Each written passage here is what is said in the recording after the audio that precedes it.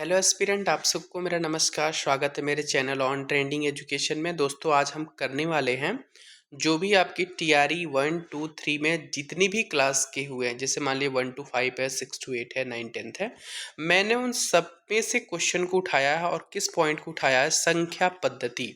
इसमें आपको कैलकुलेशन कैसे करना है, चीज़ें कैसे आई हैं, एग्ज़ाम में कैसे आया है, मैं एक बार आपको पीडीएफ पूरी दिखा देता हूँ। ये कुछ थ्योरेटिकल चीज़ें पहले हम आपको कराएंगे थोड़ा सा, क्योंकि पहले हम जान लें तब तो क्वेश्चन कर पाएंगे आप। उसके बाद से आपको यहाँ पे आपको क्रमवार क्वेश्चन मिलेंगे, जैसे एग्जाम में आया। मैंने आपको कहीं किसी के कॉपी नहीं किया हुआ है, मैं डायरेक्ट आपको साइट पे जाकर के डाउनलोड करके उसको उसको क्रॉप करके आपके सामने लगाया हूँ, जिससे बिलीव हो कि क्वेश्चन वहीं का है, आप जाकर मैच कर सकते हैं। तो मैं सभी के सभी प्रीवियस ईयर्स क्वेश्चंस आपको कराऊंगा, जिससे आपको आइडिया और एक कैलकुलेशन करने का मतलब सॉल्व करने का भी तरीका आपको पता चल जाएगा। मैं ट्रिक भी बताऊंगा और आसान मेथड से भी इसको समझाने की कोशिश करूंगा। तो प्लीज़ जो भी भाई बहन मेरे चैनल पे नए हैं, प्लीज़ चैनल को सब्सक्राइब कर लें। और वीडियो आपको पसंद आ रही हो तो प्लीज़ वीडियो को लाइक ज़रूर कर दें, दोस्तों के बीच में शेयर कर दें। हाँ, मैं आपको बता दूं कि पीआरटी के जो भाई बहन हैं प्राइमरी के, वो विशेष रूप से ध्यान देंगे, क्योंकि इस तरह के क्वेश्चन उनमें ज़्यादा पूछे जाते हैं और उनको बेसिक तरीके से बताना भी मेरा काम है। तो प्लीज़ यदि किसी को मैथ्स बहुत अच्छी है, तो प्लीज़ ऐसा ना सोचें कि सर स्लो स्लो पढ़ा रहा है। मैं सबको देख करके पढ़ा रहा हूँ, जो काफ़ी कमज़ोर है वो भी, और जो जिनको मैथ्स आती है वो भी, उन सबको देखना चाहिए। ठीक है, टाइम वेस्ट नहीं करेंगे, शुरू करेंगे चीज़ों को। स्टार्ट करते हैं संख्या पद्धति के पॉइंट नंबर 1 से। पहला है आपका कि प्राकृतिक संख्या क्या कहलाता है, मतलब जिसको हम इंग्लिश में नेचुरल नंबर बोलते हैं, उनको क्या बोलते हैं। देखिए, प्राकृतिक संख्या का मतलब होता है जो संख्या गिनती में आती है। काउंटिंग नंबर इसका नाम एक और देते हैं हम। क्या नाम देते हैं इसको हम इसको देते हैं काउंटिंग नंबर। क्लियर है मेरी बात? तो काउंटिंग नंबर में हम जीरो को इंक्लूड नहीं करते हैं, मेरी बात समझिएगा। जीरो को इंक्लूड नहीं करते हैं, यानी ये नंबर शुरू होता है 1, 2, 3, 4 डॉट डॉट डॉट। क्लियर है? और इसमें कोई भी नकारात्मक संख्या नहीं होती है, यानी कोई भी निगेटिव नंबर होगा वो आपकी प्राकृतिक संख्या नहीं कहलाएगी। ध्यान दीजिएगा। दूसरी बात अब आती है कि पूर्ण संख्या क्या होती है, होल नंबर। तो इसमें केवल यही डिफरेंस है कि आपके होल नंबर में जीरो इंक्लूड हो जाता है। ठीक है मतलब 0, 1, 2, 3, 4, 5 डॉट डॉट अप टू 1, मतलब अनंत तक। एंड इसमें भी निगेटिव नंबर नहीं आएगा। ठीक है, तो यानी हम कह सकते हैं इसमें जीरो इंक्लूड हो गया। इसका मतलब जीरो इंक्लूड होगा, इसका मतलब इसमें काउंटिंग नंबर भी इंक्लूड है। इसका मतलब क्या, जो पूर्ण संख्याएं होती हैं वही प्राकृतिक संख्या होती है? तो हम ये नहीं बोल सकते, क्योंकि पूर्ण संख्या में तो जीरो होता है। लेकिन क्या प्राकृतिक संख्या पूर्ण संख्या हो सकती है? हाँ, प्राकृतिक संख्या पूर्ण संख्या हो सकती है। क्यों? क्योंकि प्राकृतिक में आपका 1, 2, 3 ये इंक्लूड हो सकता है। ये आपका हो सकता है कि कथन के रूप में इस प्रश्न को दिया जाए। क्या प्राकृतिक संख्या पूर्ण संख्याएं होती हैं? बिल्कुल होती हैं। क्या पूर्ण संख्या प्राकृतिक संख्या हो सकती हैं? तो नहीं हो सकती हैं। कारण क्या है कि जीरो आपका पूर्ण पूर्ण संख्या में आता है, चूंकि प्राकृतिक संख्या के अंतर्गत इसको गिनती नहीं करते हैं। उम्मीद करते हैं समझ में आ रहा होगा। यदि आपको समझ में आ रहा है, प्लीज़ एक लाइक ज़रूर कर दें, एक हाइप दे दें। आपके कमेंट, आप जब वीडियो चल रहा होगा और उसमें हाइप का ऑप्शन होगा, उसको हाइप दे देंगे तो वीडियो ढेर सारे लोगों के पास पहुँचेगी। उसके बाद हम देखेंगे भैया कि परिमेय संख्या क्या होता है। ये बहुत सारे लोगों का कन्फ्यूज़न होता है। परिमेय संख्या को इंग्लिश में रेशनल नंबर का नाम देते हैं। ऐसी संख्या जिनको हम p/q के फॉर्म में लिखते हैं। किस फॉर्म में? p/q के, मतलब इसको फ्रैक्शन के फॉर्म में लिख ले। लेकिन ये भी है कि इसमें जो आपका q जो होना चाहिए ना, वो not is equal to zero होनी चाहिए। ये मेरी बात समझ में आया? इसका मतलब कि 1/3, 2/5, 4/6, इस प्रकार की जो संख्याएं हैं वो प्राकृतिक संख्याएं हैं। क्या कहें ये परिमेय संख्या है। क्या है आपकी? परिमेय संख्या है। मतलब इसमें आपका ये नहीं है कि निगेटिव नहीं होगा, इसमें आपका -1/5 ये आपकी परिमेय संख्या है, बिल्कुल है। ठीक है ना? तो यानी ये परिमेय संख्या हो गई जो p/q के फॉर्म में हो, और उसमें q आपकी मतलब जो हर है वो आपका जीरो के इक्वल नहीं होनी चाहिए। क्लियर है मेरी बात? तो आपसे बोल दीजिए, क्या सर दो एक प्राकृतिक संख्या परिमेय संख्या है? हाँ, क्योंकि दो को हम 2/1 तो लिख सकते हैं ना, इसको फ्रैक्शन बना लिए, p/q के फॉर्म में कर लिए, तो ये आपकी प्राकृतिक संख्या हो गई। बस मैंने बोला था कि जो q मतलब नीचे वाला पार्ट है वो आपकी q की इक्वल नहीं होनी चाहिए। एग्जाम्पल के साथ आपको समझा दिया। उसी के बाद इसी क्रम में आपका अपरिमेय संख्या आएगा। तो अपरिमेय संख्या में क्या होगा आपका, ये अशांत होते हैं, मतलब कि ये आपके क्या होते हैं, जो अंडर रूट वाले नंबर्स हो, जैसे मान लीजिए अंडर रूट में 2, ये आपका अपरिमेय संख्या है, जो पी बाई क्यू के फॉर्म में नहीं हो पाएंगे, ठीक है ना। मतलब जिनको यदि हम इसको ओपन करेंगे तो अंडर रूट 2 को, तो इसकी दशमलव में ऐसी बहुत सारी मतलब पॉइंटलेस होंगे, मतलब इनको ये कभी खत्म ही नहीं होंगे, मतलब ये डिवाइड करते जाए तो इनका डिवीजन कभी खत्म ही नहीं होगा, मतलब शांत आवर्ती होंगे ही नहीं, तो आपके अपरिमेय संख्या होगा। आपसे पूछे जाए क्या, कि आपका पूछा जाए कि पाई क्या है, तो पाई एक अपरिमेय संख्या है, लेकिन इसी पाई की वैल्यू हम 22/7 रखते हैं, तो 22/7 आपका पी बाई क्यू के फॉर्म में हो गया, तो ये अपरिमेय संख्या होती, ये परिमेय संख्या होती है। मैंने क्या बोला, पाई क्या है, तो पाई आपका अपरिमेय है, ठीक है, लेकिन वहीं पे 22/7 क्या है, तो ये आपका परिमेय संख्या है, ठीक है। आपसे क्या है कि अंडर रूट में 4 क्या है, परिमेय संख्या की अपरिमेय संख्या है, तो ये बताइए अंडर रूट में 4 की वैल्यू क्या होती है, 2 होती है ना। तो ये 2 मेरा क्या है, तो 2 को हम 2/1 लिख सकते हैं, मतलब पी बाई क्यू के फॉर्म में लिख सकते हैं। इसका मतलब कि क्या है, परिमेय संख्या और परिमेय संख्या नहीं है। लेकिन वहीं पे अंडर रूट में 3 की वैल्यू कर दे, तो अंडर रूट में 3 की वैल्यू कोई पॉइंट, मतलब इसको हम यदि पॉइंट बात करें, तो अब यदि आप निकालना चाहें तो 1.14 होता है। अब इसको यदि मान लीजिए वैल्यू आपको नहीं पता है 1.41 की, तो आप अंडर रूट में 3 का मतलब होता है कि इसका मुझे स्क्वायर रूट निकालना है, ठीक है, इसका मुझे क्या निकालना है, स्क्वायर रूट निकालना है। तो आप इसको वैसे निकाल सकते हैं कि, और इसकी वैल्यू क्या होगी आपकी, अनंत तक आएगी, पॉइंट में आएगा, कितना पॉइंट में आएगा, ठीक है। अब इसमें देखिए आपको बता दें कि अंडर रूट 3 की जो वैल्यू होगी वो आपकी 1 पॉइंट कितना होता है, 1 पॉइंट आपका 732 होता है, डॉट डॉट बहुत सारे नंबर होते हैं, वहीं पे वही आपका अंडर रूट में 2 की बात डायरेक्ट पूछ देता है, तो ये कितना होता है 1.414 अप टू 1 तक होता है। तो यहाँ पे ये खत्म नहीं हो रहा है, ये भी चीज़ खत्म नहीं हो रही, इसलिए हम अंडर रूट में 3 की वैल्यू, यानी जिसकी कोई परफेक्ट नंबर नहीं निकल पाता है, वर्ग नहीं निकल पा रहा है, तो सभी के सभी आपकी अपरिमेय संख्या हो जाएगी। अब ये बताइए, अभी अपरिमेय परिमेय में कोई दिक्कत हो रही है, नहीं हो, जिसको दिक्कत हो आप कमेंट करेंगे, मैं आपको फिर से दोबारा वीडियो बना सकता हूँ इस पर, कोई दिक्कत नहीं है। वैसे उम्मीद करते हैं कि आपको समझ में आ गया होगा। अब आता है आपका पूर्णांक संख्या। अब ये बताइए पूर्णांक संख्या क्या होता है, तो पूर्णांक संख्या क्या होता है, जिसको हम इंग्लिश में आपका इंटीजर का नाम देते हैं, क्या नाम देते हैं इसका, इंटीजर्स। तो इसमें क्या होता है, इसमें पॉजिटिव और निगेटिव दोनों नंबर आते हैं। जैसे मान लीजिए हम बात कर दें, मान लीजिए कोई एक नंबर लाइन है, ये नंबर लाइन के मिड वैल्यू आपकी 0 हो गई, तो इधर वाली सभी के सभी वैल्यू माइनस होती हैं, इधर की सभी सभी वैल्यू प्लस होती हैं। इसको हम लिख दें कि 1 2 3, और इधर लिखना हम कि -1 -2 -3। तो ये देखो ये इंटीजर है, इंटीजर आपका पॉजिटिव और निगेटिव दोनों इंटीजर, दोनों आपके नंबर होते हैं, इसको हम पूर्णांक बोलते हैं। क्या बोलते हैं, पूर्णांक संख्या। यानी कह दें, क्या पूर्णांक संख्या आपकी प्राकृतिक संख्या होती है, तो सभी सभी के सभी पूर्णांक संख्या तो प्राकृतिक संख्या हो नहीं पाएगी, क्योंकि पूर्णांक संख्या में तो निगेटिव भी है, लेकिन प्राकृतिक संख्या आपकी पूर्णांक संख्या हो सकती है, क्योंकि इसमें ये वाली पॉजिटिव वैल्यू होती है। क्लियर है मेरी बात।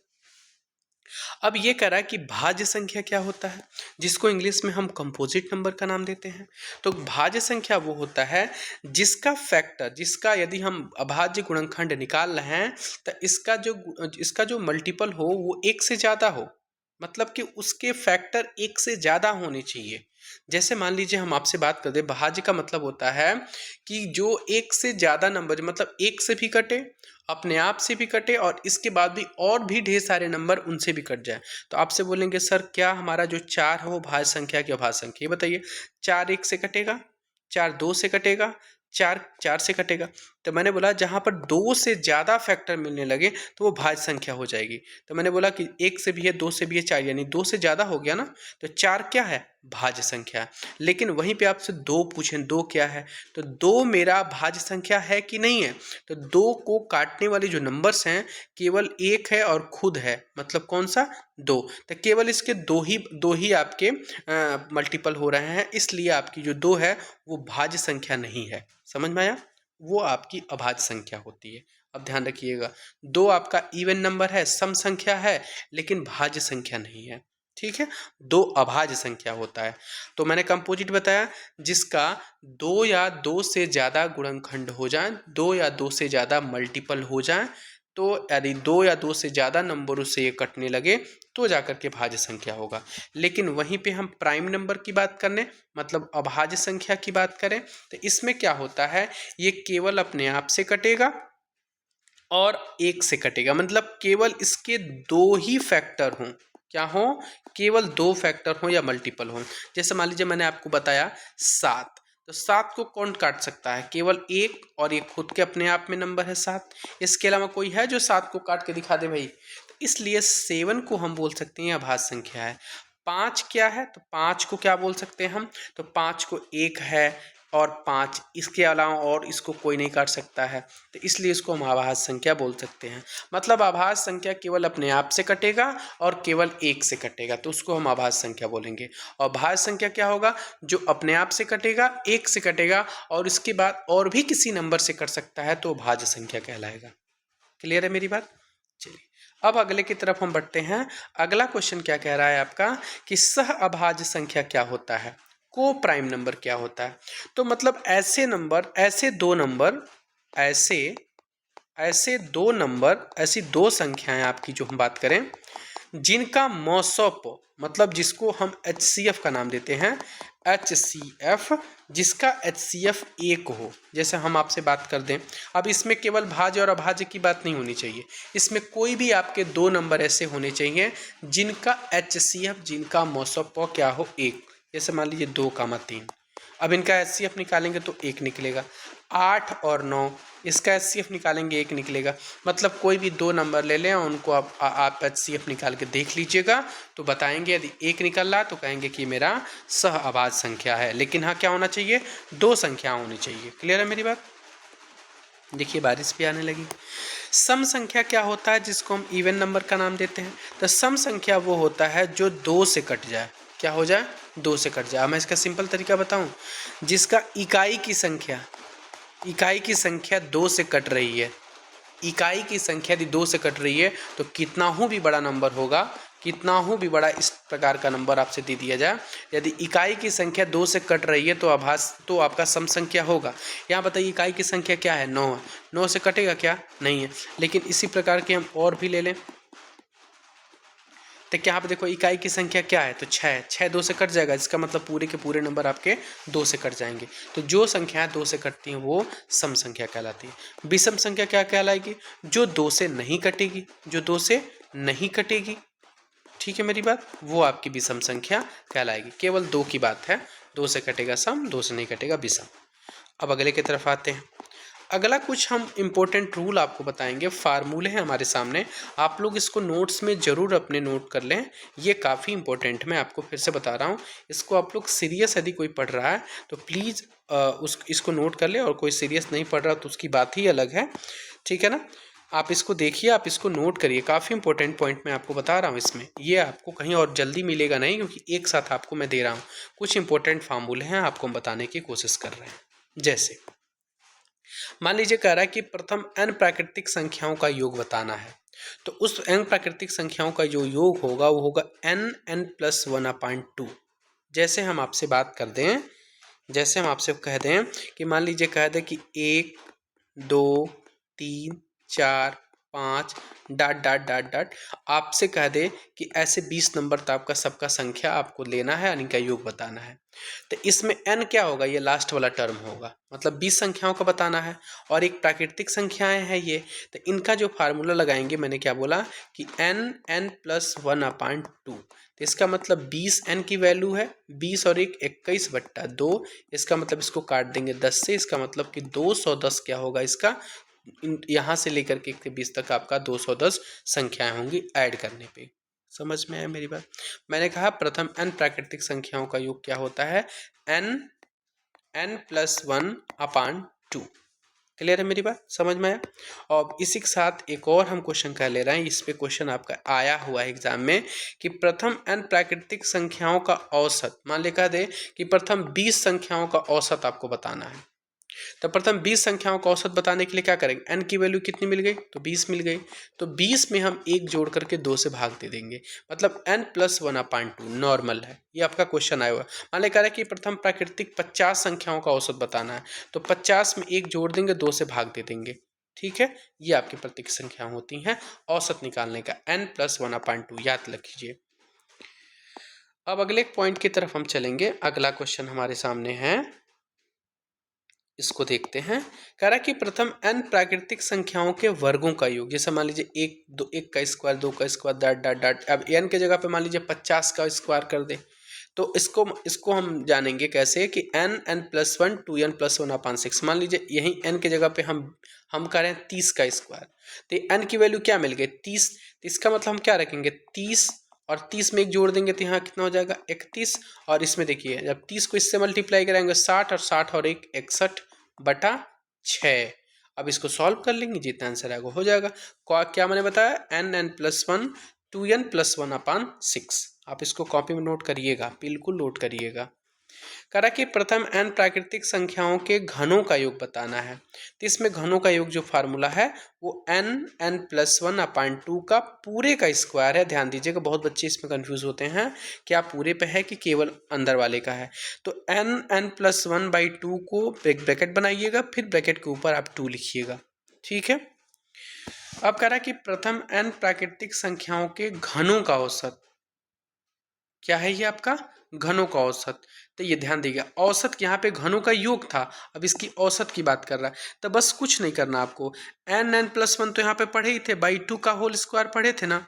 अब इसको क्या करना है, इसी को तोड़ देना है, हटा देना है। तो n+1 का होल का स्क्वायर, यहाँ पे देखिए n+1 का स्क्वायर बाई 4, यानी n पे स्क्वायर नहीं है आपका, केवल इस पे स्क्वायर है। क्या मैंने बोला n+1 का स्क्वायर बाई 4, याद रखिएगा, इस पे भी क्वेश्चन आता है, ठीक है।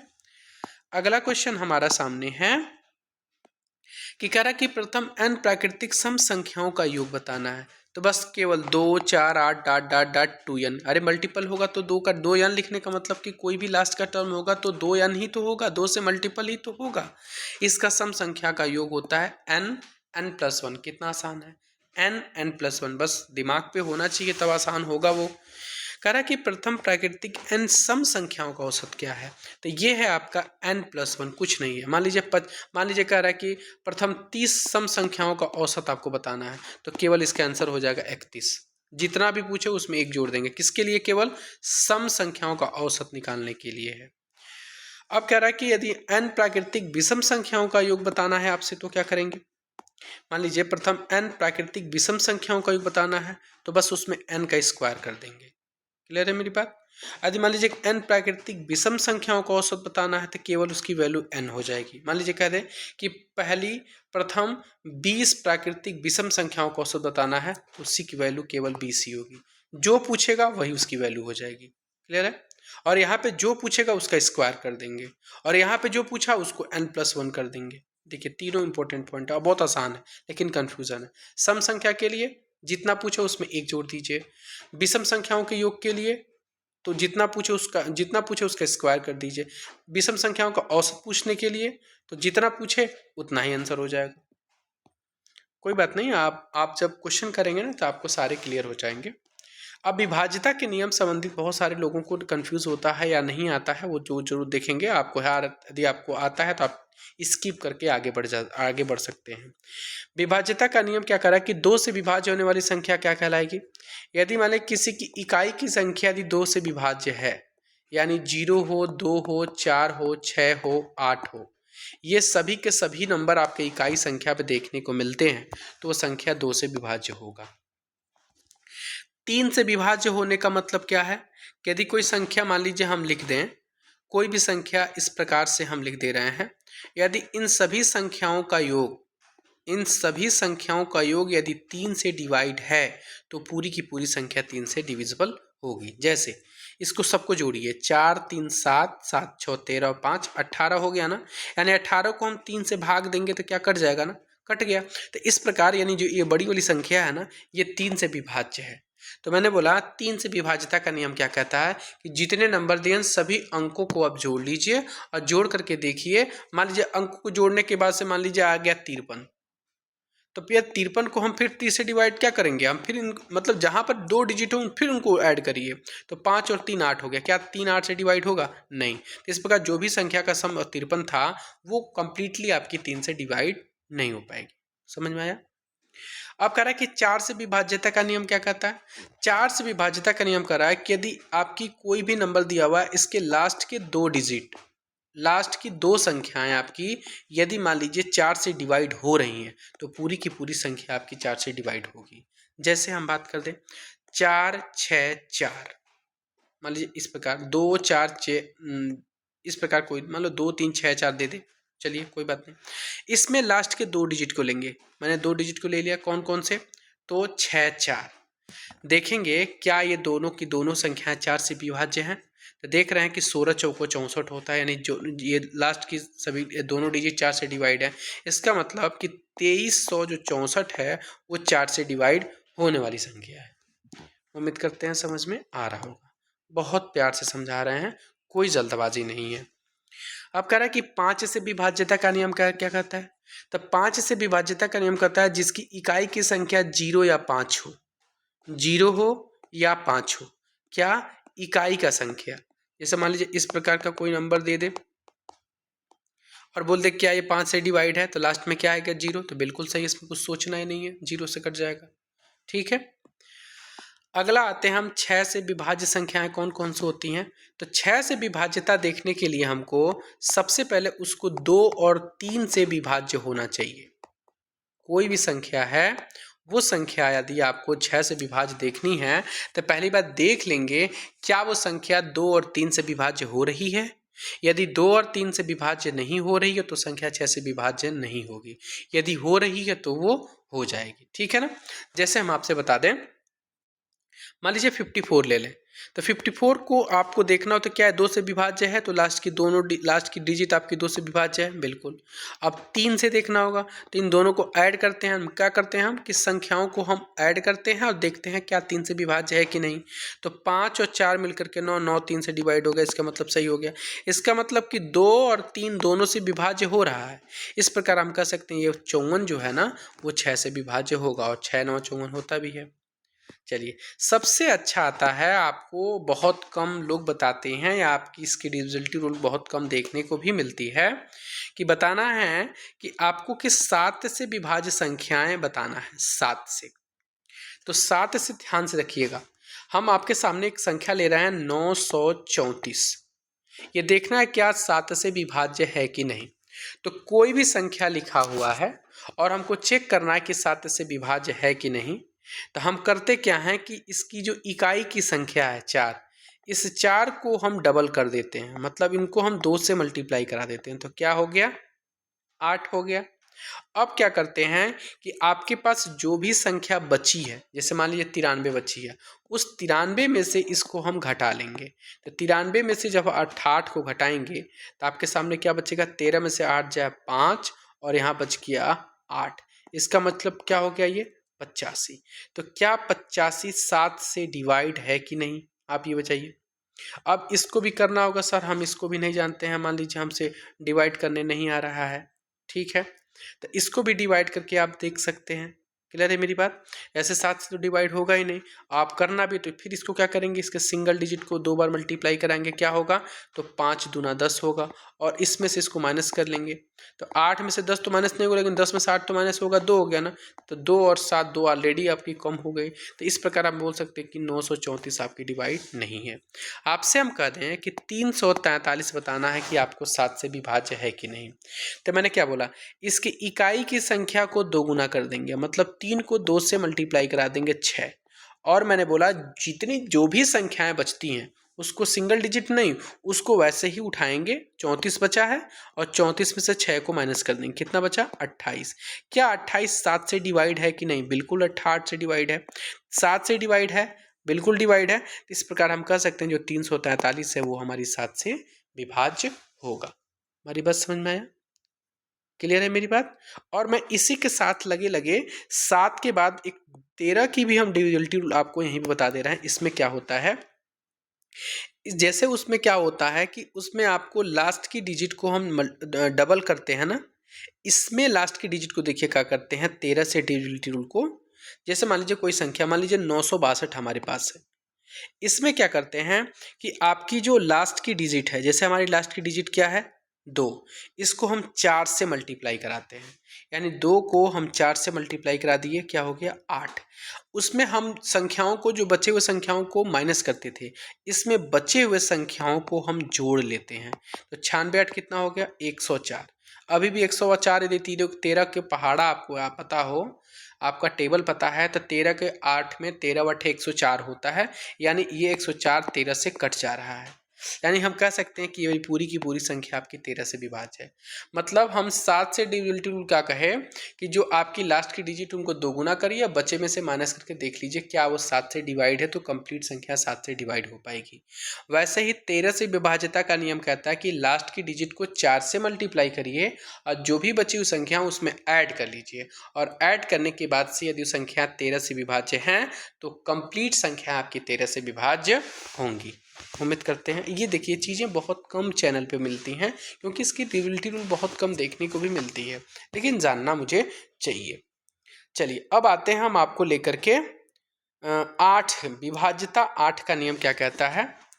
सेम 4 की तरह है, लेकिन विभाज्यता 8 ये कहता है कि हमको लास्ट के 3 डिजिट देखने हैं। लास्ट के 3 डिजिट, यदि आपकी लास्ट की किसी भी संख्या की 3 डिजिट 8 से डिवाइड है तो हम कहेंगे कि ये हमारी 8 से डिवाइड। मान लीजिए हम आपके सामने इस प्रकार से कोई भी नंबर रैंडमली लिख दें और इसमें देखेंगे कि क्या कि हमारी की तीन लास्ट डिजिट क्या 8 से डिवाइड है। तो देखेंगे 8 पच्चीस 40 और 8 अठे 64, मतलब ये संख्या तीनों के तीनों 8 से डिवाइड नहीं हो पा रही हैं। इस प्रकार हम कह सकते हैं कि पूरी की पूरी संख्या 8 से डिवाइड नहीं हो पाएगा। आगे नहीं आ गया। जैसे मान लीजिए हम बोल दें कि 512, ये तो 3 ही नंबर है। मान लीजिए और ले लें, हम इस प्रकार से नंबर ले लें 6512। देखेंगे क्या हमारी लास्ट की 3 डिजिट 8 से डिवाइड है, तो 8 छक्के 48, 3 और 2 32, 8 चौको 32। इसका मतलब कि ये लास्ट की 3 डिजिट 8 से डिवाइड हो रही हैं। इसका मतलब 6512 हमारा या क्या होगा 8 से विभाज्य होगा। यानी आज 4 की विभाज्यता संख्या कहता है कि लास्ट के 2 डिजिट 4 से डिवाइड होने चाहिए, और 8 की डिविजिबिलिटी रूल कहती है कि लास्ट के 3 डिजिट आपके डिवाइड होनी चाहिए। क्लियर है। अब 9 से विभाज्यता का नियम क्या कहता है कि जैसे सेम 3 से विभाज्यता का नियम पढ़े थे हम, सेम 3 वाली जो विभाज्यता का नियम हमने पढ़ा था, वही विभाज्यता का नियम इसमें भी लगेगा। मतलब सभी संख्याओं को जोड़िए और सभी संख्याओं को जोड़िए और 9 से भाग दीजिए, कट जा रहा है तो संख्या पूरी की पूरी 9 से विभाज्य हो जाएगी। 10 से विभाज्य की संख्या जिसकी यूनिट डिजिट आपकी क्या होनी चाहिए 0 हो, मतलब जिसकी इकाई की संख्या 0 होगी वो 10 से विभाज्य हो जाएगा। अब बचता है एक सबसे इंपॉर्टेंट 11 का विभाज्यता का नियम। आपके सामने हम कुछ इस प्रकार से कुछ नंबर लिख रहे हैं। चलिए हमने इतना बड़ा नंबर लिख दिया है। 11 विभाज्यता का नियम कहता है कि आपको इकाई संख्या के सम संख्या और विषम संख्याओं का योग, मैंने क्या बोला कि सम स्थान के संख्याओं का योग और विषम संख्याओं का योग, विषम स्थान के संख्याओं का योग, इनको जोड़ लेंगे और इन दोनों को जोड़ने के बाद से मान लीजिए इनको भी जोड़ लिया, इनको भी जोड़ लिया, और उन दोनों को माइनस करेंगे, और माइनस करने के बाद से क्या वो संख्या 11 से कट रही है तो संख्या पूरी की पूरी संख्या विभाज्य होगी 11 से। क्या वो माइनस करने पे 0 आ रही है तो भी पूरी की पूरी संख्या आपकी 11 से कट जाएगी। जैसे मैं आपको बता रहा हूँ इस प्रकार की यही संख्या है ना, देखिएगा इसमें देखिए क्या करा। इसमें मैंने बोला कि आपको विषम संख्या, मतलब इसको आएंगे इसमें जोड़ेंगे और इसको आएंगे इसमें जोड़ेंगे, यह सब की सब विषम संख्या मतलब विषम स्थान है। यानी 1 से 3, 3 से 5 वाले नंबर पे। तो ये बताइए कौन कौन से नंबर हैं आपके। 8 है, ये 8 है और ये 6 है। तो 8 8 16 और 6 कितना हो गया 22। ठीक है।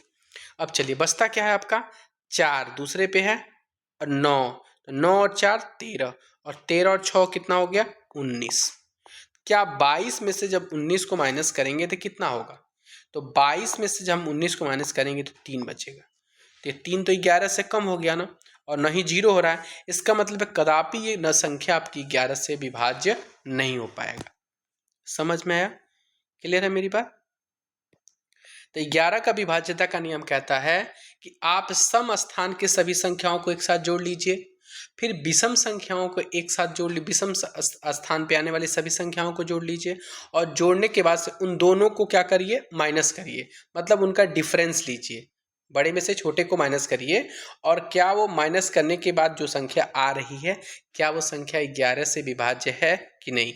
यदि 11 से विभाज्य होगा तो पूरा का पूरा संख्या 11 से विभाज्य होगा। यदि मान लीजिए डिफरेंस करने पे 0 भी आ सकता है, तो 0 आ रहा तो और अच्छी बात, हम डायरेक्ट बोल सकते हैं कि हमारा 11 से विभाज्य हो जाएगा। तो यहीं पे आपकी थ्योरी की क्लास कंप्लीट होती है। अब हम चलते हैं आपको प्रीवियस ईयर श्रृंखला की तरफ लेकर के। जो हमारी प्रीवियस ईयर आई है उसको एकदम ढांसू ट्रिक से पढ़ेंगे, आसान समाधान के साथ पढ़ेंगे, जिससे आपको कभी भी कोई चीज भूले ना। तो टाइम को यहीं से स्टार्ट करते हैं, वेस्ट नहीं करेंगे चीज़ों को। चलिए, ये एक्चुअली ये नंबर पे ध्यान मत दीजिएगा, ये नंबर हम नहीं ले पाए हैं, ये आपका नंबर है, जैसे हम क्रॉप किए ना तो उसमें का क्वेश्चन का नंबर कट गया है। आप कह रहा है कि इसमें बताना है कि आरोही क्रम। ये बताइए आरोही क्रम का मतलब क्या होता है। आरोही क्रम का मतलब होता है बढ़ता हुआ क्रम। क्या होगा, बढ़ता हुआ क्रम। मतलब सबसे पहले हम छोटा का लेंगे, उसके बाद उससे बड़ा, उससे बड़ा, उससे बड़ा और लास्ट में सबसे बड़ा। तो ये आपकी संख्या दी हुई है। अब इसको आपको आरोही क्रम में समझाना है। मैं आपको बताऊं, सबसे बहुत सारे ट्रिक भी हैं, लेकिन बहुत लोगों को ट्रिक याद नहीं रहता है। तो सबसे पहले हम बेसिक से चलेंगे।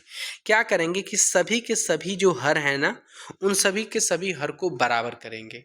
तो सर बराबर कैसे करेंगे, तो सभी का हम क्या करेंगे, हम लॉसअप निकालेंगे, मतलब एलसीएम निकालेंगे। जैसे आपका 18, 36, 45 और 60, इनका आप क्या निकालेंगे, लॉसअप। पहले आप लॉसअप निकालिए, फिर मैं आपको बताता हूँ। आपका 2 से कटेगा, आपका 9, ये 18, ये 45 और ये 30 दूना 60। फिर 2 से काटिए, फिर 2 से काट लीजिए, 2, 2 से कटेगा नहीं, 2 से कट जाएगा, 45 कटेगा नहीं, ये भी कट जाएगा, 30। अब क्या करेंगे, स्टार्टिंग से मैं आपको करने के तरीका बता रहा हूँ, फिर से 3 से काटेंगे, 3 तरीके 9, 3 तरीके 9, 15 45, 5 3 15। फिर 3 से काटेंगे, ये हमारा 3, 3 एकम 3, 3 एकम 3, 3 पचे 15 और 3 एकम 3, सॉरी ये नहीं कटा तो एज इट इज यहाँ पे 5 हो गया। उसके बाद से बस एक ही बचता है 5, 5 से पूरा का पूरा नंबर कट गया। क्या क्या बचा आपका, 2 दूना 4, 4 3 12, 12 3 36 और 36 में हम 5 का मल्टीप्लाई कराएं तो 5 6 30 और 5 3 15 3 18। इसका मतलब हमारा जो एलसीएम निकला, एलसीएम निकल के आया हमारा 180। अब सभी के सभी संख्याओं को बराबर करेंगे। इसका मतलब कि 18 को 180 बनाना है तो 10 से मल्टीप्लाई कराएंगे इसमें, तो इसको 10 से मल्टीप्लाई करेंगे तो ये हो जाएगा 130/80। और दूसरा इसको 180 बनाना है, जिसको 5 से मल्टीप्लाई कराएंगे तो 29 को जब हम 5 से मल्टीप्लाई कराएंगे तो 9 पचे 45 और 5 9 10 4 14, यानी 145/80।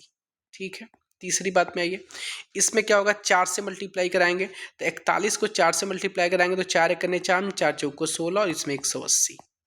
उसके बाद से एक और बचता है, इसमें 3 से मल्टीप्लाई कराएंगे तो 51 को हम 3 से मल्टीप्लाई करेंगे कितना हो जाएगा, 3 एकन 3, 3 पचे 15, मतलब 153/180। आपको ज़्यादा टिक टाक नहीं सोचना है, मैं जितना बता रहा हूँ उतना देखिए, बेसिक से रहेंगे तो कहीं एग्जाम में भूलने वाले नहीं है। इतना भी नहीं, आपको टाइम कम नहीं पड़ता है, बहुत होता है टाइम इतना। अब सभी के सबके सब हमारा हर बराबर हो गया, तो जो अंश बड़ा होगा वो बड़ा हो जाएगा और जो अंश छोटा होगा छोटा हो जाएगा। तो मुझे सबसे पहले किसको पकड़ना है, छोटे वाले, क्योंकि हमको आरोही क्रम में व्यवस्थित करना है। तो सबसे पहले देखेंगे आपका सबसे छोटा कौन है। तो ये बताइए सबसे छोटा हमारा कौन सा, 130 ही तो है। तो 130 वाले का फ्रैक्शन कौन है, 13/18, तो हम 13/18 लिख लिए। उसके बाद ये हमारा खत्म। अब इन लोगों में देखेंगे छोटा कौन है, इन लोगों में छोटा हम देख रहे हैं हमारा कौन सा, 145, यानी दूसरा वाला, यानी 29/36। ये हो गया आपका 29/36, ये भी खत्म हो गया। अब इनमें बचा, इनमें छोटा कौन है, तो 153, 153 आपका छोटा है। ये क्या है, 153 छोटा है, तो 153 लास्ट वाला, इसका मतलब कि 51/60 है, 51/60। अब हमारा बचा कौन सा, तीसरा नंबर, मतलब 41/45। अब हम मिला लेंगे, मतलब ये इससे बड़ा था, ये इससे बड़ा था, ये इससे बड़ा था। अब देखिए कहाँ पे ऑप्शन दिया हुआ है, हमको कहीं नहीं, बस पहला ऑप्शन हमारे सामने मिल गया है, मिल गया ना, तो इसलिए हमारा करेक्ट ऑप्शन कौन सा आंसर हो जाएगा, पहला आंसर सही हो जाएगा। बिल्कुल सही है कि नहीं। अब इससे भी आसान कोई मेथड नहीं होता है और इससे बेसिक कोई चीज़ नहीं होती है और इससे धीरा नहीं पढ़ा जा सकता है। चलिए, यदि आपको मेरी वीडियो प्लीज़ सच में आपको पसंद आ रही है ना, तो एक शेयर ज़रूर कर दें, हाइप ज़रूर कर दें और एक लाइक ज़रूर कर दें मुझे मोटिवेशन के तौर पे।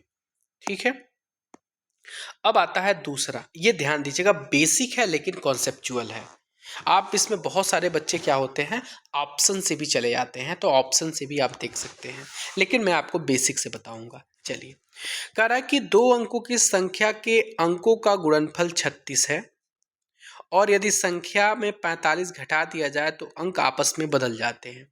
मैं आपको बताऊं इस तरह का क्वेश्चन करने का तरीका क्या होता है। जब आपको संख्याएं नहीं पता है, तो मान लीजिए कोई संख्या आपका एक्स वाई है, लेकिन एक्स वाई को लिखने का जो तरीका है ना, वो ऐसे लिखेंगे कि वाई हमारी इकाई की संख्या और एक्स हमारी दहाई की संख्या है, तो इसको हम लिखेंगे 10x प्लस वाई। ये सही, ये तरीका है लिखने का, संख्या का निरूपण करने का। एक्स वाई को हम क्या लिखेंगे, 10x प्लस वाई लिखेंगे। क्लियर है मेरी बात? तो आपकी जो संख्या है वो 10x प्लस वाई है। हमारी बात समझ रहे हैं कि नहीं?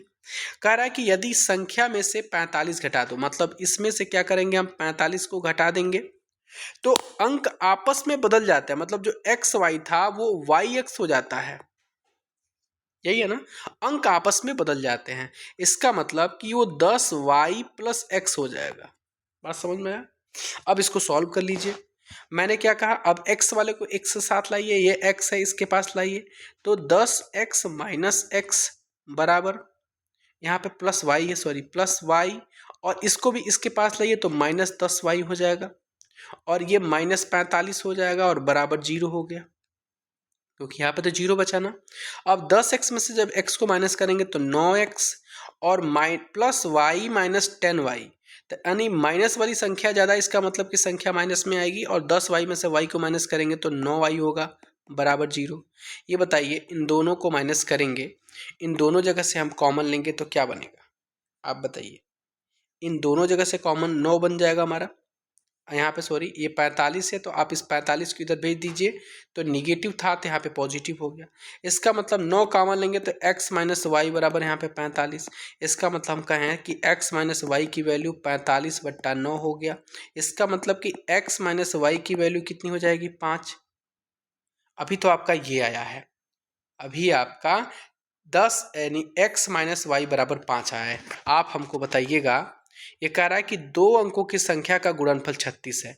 इसका मतलब कि 2 अंकों की संख्या यही तो था, x मल्टीप्लाई वाई बराबर हमारा 36 है, और हमने अभी इसको सॉल्व करके ये लाया कि x माइनस वाई बराबर 5 है। यानी ऐसी कौन सी संख्या है जिनको माइनस कर दें तो 5 हो जाए और उनको मल्टीप्लाई करा दे तो 36 हो जाए। तो आपको यही दिख नहीं रहा है कि 9 में से हम 4 को माइनस कर देंगे तो 5 हो जाएगा, और ये 2 डिजिट के यानी आपस में मल्टीप्लाई करा देंगे तो 36 हो जाएगा।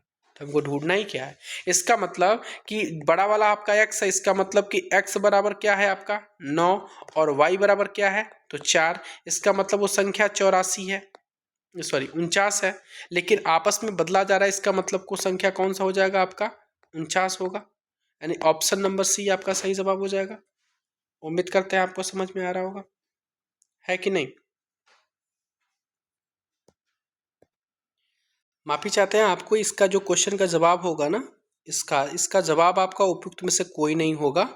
मैं 49 आपका 94 आया है ना, तो 94 केवल संख्या पूछा है, इसलिए 94 जो होगा ना वो 94 आपका ई होगा, मतलब इसमें 49 नहीं होगा, 49 तो बदलने पे आएगा, तो इसलिए ऑप्शन नंबर ई लगाइएगा। मैं इसमें थोड़ा सा बाई मिस्टेक में से उतर गया था, दिमाग से देखा नहीं हूँ मैं।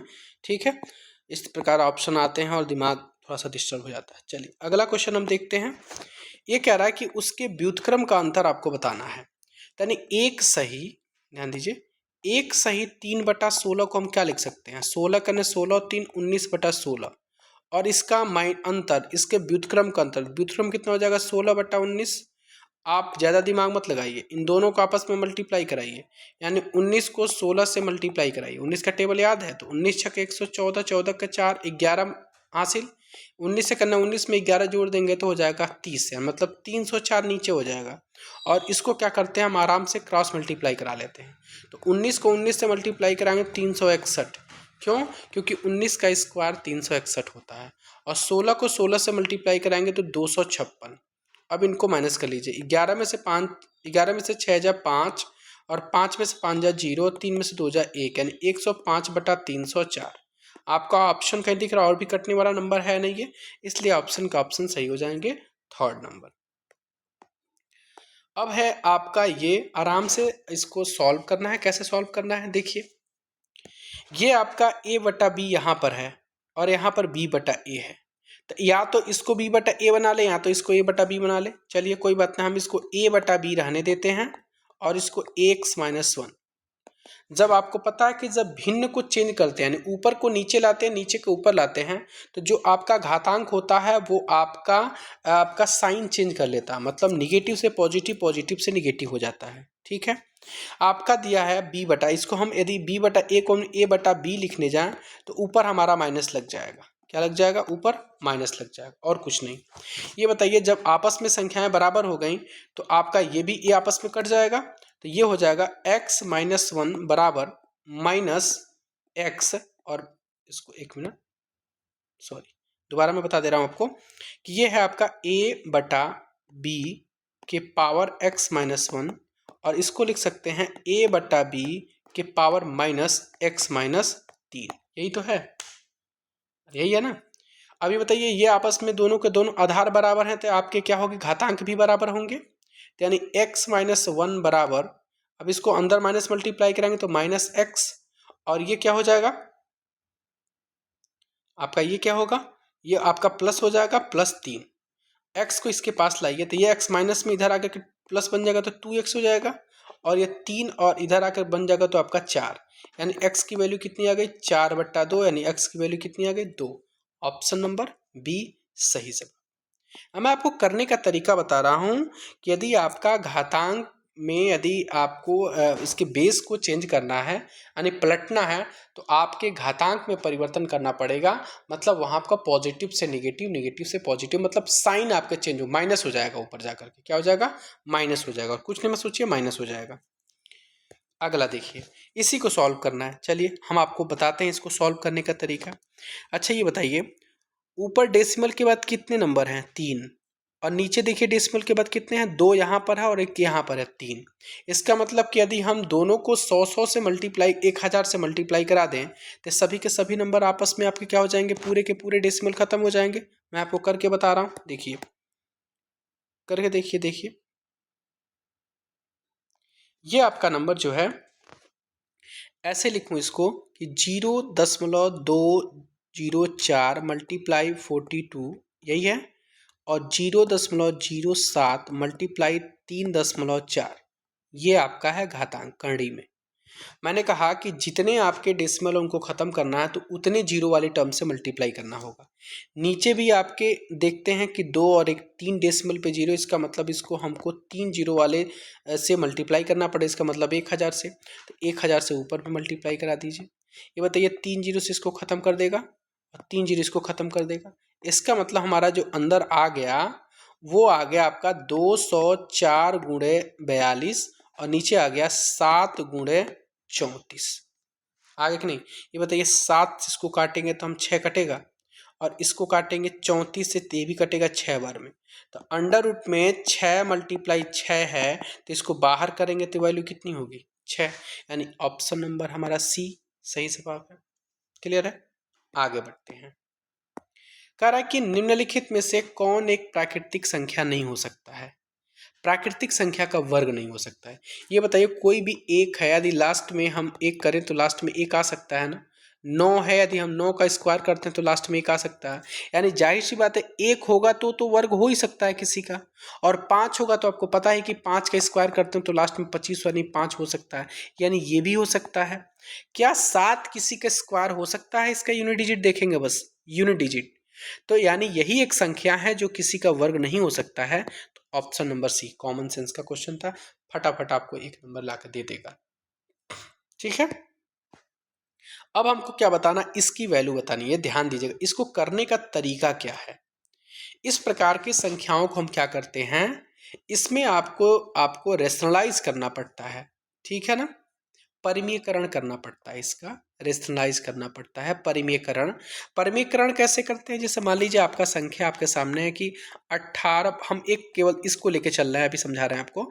18/5 प्लस अंडर रूट में 7 दिया है, इसको आपको परिमेयकरण करना पड़ेगा इस प्रकार के प्रश्न में, तब जाकर के इसका आंसर आएगा। तो पूछेंगे सर परिमेयकरण कैसे पता होगा, करना होगा, कैसे किया था उसको समझिए। देखिए इस प्रकार का संख्या जो दिया हुआ है तो इसमें क्या करते हैं कि जो नीचे का आपका जो चिन्ह दिया हुआ है सिंबल प्लस, उसको क्या करते हैं, उसको परिवर्तित कर देते हैं। मतलब माइनस प्लस होगा तो माइनस करके ऊपर नीचे मल्टीप्लाई करा लेंगे, और यदि माइनस होगा तो प्लस कर लेंगे। यहाँ पे प्लस है तो माइनस करेंगे, यानी ऊपर भी हम 5 माइनस अंडर रूट में 7 और नीचे भी हम 5 में 5 माइनस अंडर रूट 7 से मल्टीप्लाई करा लेंगे। आप ये बताइए जब इसको आप मल्टीप्लाई कराएंगे तो ये हो जाएगा 18 और ये 5 माइनस अंडर रूट में 7, नीचे हो गया, ऊपर हो गया, और नीचे क्या हो गया कि a प्लस बी और a माइनस बी फार्मूला बन गया। तो आपको पता है कि a प्लस बी और a माइनस बी का फार्मूला क्या कहता है, a का स्क्वायर माइनस b का स्क्वायर। समझ में आ गया? क्लियर है मेरी बात? अब इसको हम आगे देखेंगे, इसमें क्या कह रहा है। अब इसको जब a स्क्वायर हम b स्क्वायर की बात करेंगे तो इसमें क्या हो सकता है आपके सामने, तो ये होएगा 5 का स्क्वायर मतलब 25, और 25 और रूट में 7 का स्क्वायर करेंगे तो केवल 7 होगा, तो 7। इसका मतलब इसको हम डायरेक्ट लिख पाए तो 18, एक मिनट,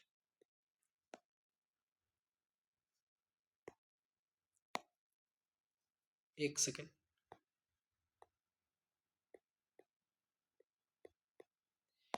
इसको हटाते हैं, इसको दोबारा मैं आपको समझाऊँ। यहाँ पे कैलकुलेशन है बस, और कुछ नहीं करना है, इसको देख लीजिए।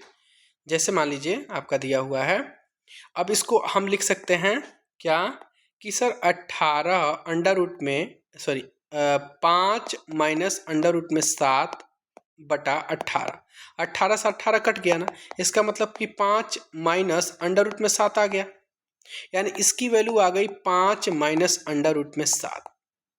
वैसे ही इसकी वैल्यू आएगी तो यहाँ पर एक आप कॉमन सेंस लगा सकते हैं कि जब इसको यहाँ पे ऐसे दिया है कि 4 बटा अंडर रूट में 7 प्लस अंडर रूट में 3, तो इसको भी रेशनलाइज करेंगे तो इसको भी हम अपोजिट सिंबल से रेशनलाइज करेंगे, तो अंडर रूट में 7 माइनस अंडर रूट में 3 और अंडर रूट में 7 माइनस अंडर रूट में 3। जब इसको करेंगे तो ये हो जाएगा 4 अंडर रूट में 7 माइनस अंडर रूट में 3, ठीक है। और नीचे क्या हो जाएगा a का स्क्वायर और a का स्क्वायर माइनस b का स्क्वायर, क्यों? क्योंकि a प्लस बी और a माइनस बी है, तो a का स्क्वायर का मतलब 7 का स्क्वायर का मतलब 7 माइनस b का स्क्वायर मतलब ये अंडर रूट में 3 का स्क्वायर का मतलब 3। इसका मतलब इसको भी हम 4 लिख सकते हैं ना, यानी 4 से 4 कट जाएगा तो यहाँ पर क्या बचेगा, अंडर रूट में 7 माइनस अंडर रूट में 3। इसका मतलब इसको हम करें तो केवल नीचे वाले सिंबल को चेंज करना, ऊपर वाला कट जाएगा, ठीक है। प्लस अंडर रूट में 3 माइनस अंडर रूट में 2 प्लस अंडर रूट में 2 माइनस अंडर रूट में, सॉरी ये है आपका हो जाएगा 1। देखिए क्या कट रहा है, ये इससे कट गया, ये इससे कट गया और ये इससे कट गया, बचा क्या, 5 इधर बचा माइनस 1 उधर हो गया, कितना हो गया आपका 4। यानी आपका करेक्ट आंसर जो होगा 4, ऑप्शन नंबर ए सही जवाब। समझ में आया ये वैल्यू? मतलब इस प्रकार के प्रश्नों में आपको रेशनलाइज करके चलना होता है, एक संख्या निकालेंगे और दूसरे में आपको आइडिया चल जाएगा। अब आते हैं हम अगले क्वेश्चन में, कह रहा है कि 50 विद्यार्थियों का एक कक्षा है और उस कक्षा में अविरत क्रमांक आपका दिया हुआ 25, तो अंत से उसका क्रमांक बताना है। तो इसमें आपका अंत से क्रमांक ये बताइए, 50 विद्यार्थी हैं तो 50 विद्यार्थी में 25वां क्रमांक निकाल दीजिए, उसमें एक जोड़ लीजिए, कुछ नहीं करना है इसमें। तो 50 में से 25 को निकालेंगे, 25 और प्लस 1 यानी 26वां उसका क्रम होगा अंत से। ऑप्शन नंबर ए इसका सही जवाब होगा, ठीक है। ये कॉमन सेंस से क्वेश्चन लगा सकते हैं। अब ये इस प्रकार के जो प्रश्न दिए हैं उनको देखिएगा, इनकी वैल्यू आपकी दी हुई है 67। तो ये बताइए जब इसको हम पॉइंट की बात करेंगे यहाँ पर, तो इसको हम पॉइंट में लिखना चाहें कि अंडर रूट में 4, एक इसको देखिए, इसको हम यदि हम अंडर रूट की इसकी बात करें हम इसकी, तो यहाँ पे डेसिमल लगा दिया, नहीं यहाँ पे डेसिमल लगा, इसको हम क्या बोलेंगे 6.7 बोलेंगे कि नहीं अंडर रूट में, इसकी वैल्यू अंडर रूट से बाहर आएगी तो 6.7 आएगी, क्योंकि हम इसको डबल मल्टीप्लाई कराएंगे तो आपका 10.7 यहाँ पे एक दशमलव के बाद एक डिजिट है, तो जब इसका स्क्वायर करेंगे तो 2 डिजिट होना चाहिए कि नहीं होना चाहिए। यानी इसकी जो वैल्यू हो जाएगी आपकी, इसकी 6.7 होगी, तो इसकी कितनी होगी, तो इसकी हो जाएगी 0.67। समझ में आ रहा है कि नहीं आ रहा है। तो ये बताइए इसकी हो जाएगी, यानी पहला हो जाएगा आपका 6.7, तो दूसरी की वैल्यू हो गई 0.67 और तीसरी की वैल्यू देखिए 246। इसका मतलब 0 के बाद 3 नंबर लेने होंगे, 0.067, उसके बाद आप देखिए 2468, इसका मतलब कि 0.0067। मतलब क्या कह रहा है कि इसका पूरे का स्क्वायर निकाल दिया, लेकिन जैसे डेसिमल बढ़ाएंगे तो डेसिमल को देख लेंगे कि डेसिमल के बाद कितनी संख्या है, तो 2। इसका मतलब इसका हाफ कर लेंगे, तो कितना हो जाएगा आपका, एक डेसिमल पर नंबर लगा देंगे तो 6.7। यहाँ पे 4 है तो इसका हाफ करेंगे तो कितना हो जाएगा 2। इसका मतलब डेसिमल के बाद 2 डिजिट होने चाहिए, तो डिजिट तो हमारा यही है ना, तो इसको हम तो 0.67 ही तो लिख पाएंगे। अब आपके सामने कौन सा नंबर हो गया, 6.7, 0.67, 0.067, 0.067। अब सर इसको हम ऐसे ऐड करते हैं, बहुत भाई बहनों को नहीं पता होगा, तो पहले हम लिखते हैं 0.0067, उसके बाद देखिए 0.067 और यहाँ पे अपने मन से हम एक जीरो ऐड कर लेंगे। उसके बाद देखिए, उसके बाद लिखा है 0.67, बाकी बचे संख्या जीरो बढ़ा लेंगे। उसके बाद लिखा आपका 6.7, बाकी बचा संख्या हम जीरो लगा लेंगे। अब इसको ऐड कर लेंगे, ये हो जाएगा 7, 7 6 13, 7 6 13 1 14 हासिल 1, 7 6 13 1 14 हासिल 1 और यहाँ हो गया 7। कौन से ऑप्शन में दिख रहा है, 7.4437। बिल्कुल आप आसान से जवाब आपका ऑप्शन नंबर 3 में दिख रहा है। कैलकुलेटिव है, मैंने समझा दिया कि आपका अंडर रूट में जो भी डेसिमल होंगे उनका हाफ हाफ कर लेंगे इसके हिसाब से। अब इनकी बात देखिए, यहाँ पे देखिए आ गया ना आपका निगेटिव का नंबर, इसका मतलब इस निगेटिव को पॉजिटिव बनाना था, इसको क्या कर लेंगे हम चेंज कर देंगे। जैसे आपका लिखा है कि इसको आप क्या लिखेंगे, इसको हम लिख देंगे एक बटा, यानी आपका बटा नीचे 1 है ना, तो इसको ऊपर 1 कर देंगे, यानी 1/0.03125। अब ऊपर जो आपका निगेटिव है वो बन जाएगा आपका पॉजिटिव, इसका मतलब ऊपर बन जाएगा 2/5। आप देख रहे हैं कि ये 2 के पावर ये 3125 किसका स्क्वायर है, तो 55 25 125 125 25 कितना होता है 625 और 625 बचे कितना होता है 3125। यानी ये 5 का 5 बार, 5 मल्टीप्लाई 5 मल्टीप्लाई 5 मल्टीप्लाई 5, पचम 25 और पचम 25, कितना हो गया ये 625। अब फिर एक और 5 से मल्टीप्लाई कराएंगे तो कितना हो जाएगा आपका पचम 25, 5 दूना 2 12, 6 5 30 31। मतलब यदि हम 5 की पावर 6 की बात कर दे तो यही तो 3125 होगा। तो यानी इसको हम लिख सकते हैं 1/5, 1/5 लिखेंगे यहाँ पर, 0 की बात कर रहा है ये। 1 की बात करेंगे इसमें तो हम कैसे लिखेंगे, पहले तो इसको डेसिमल में देखिए आप लोगों को मुझे बिल्कुल आसान से समझाना पड़ेगा। पहले इसको हम क्या करेंगे, डेसिमल को हटाएंगे पूरा।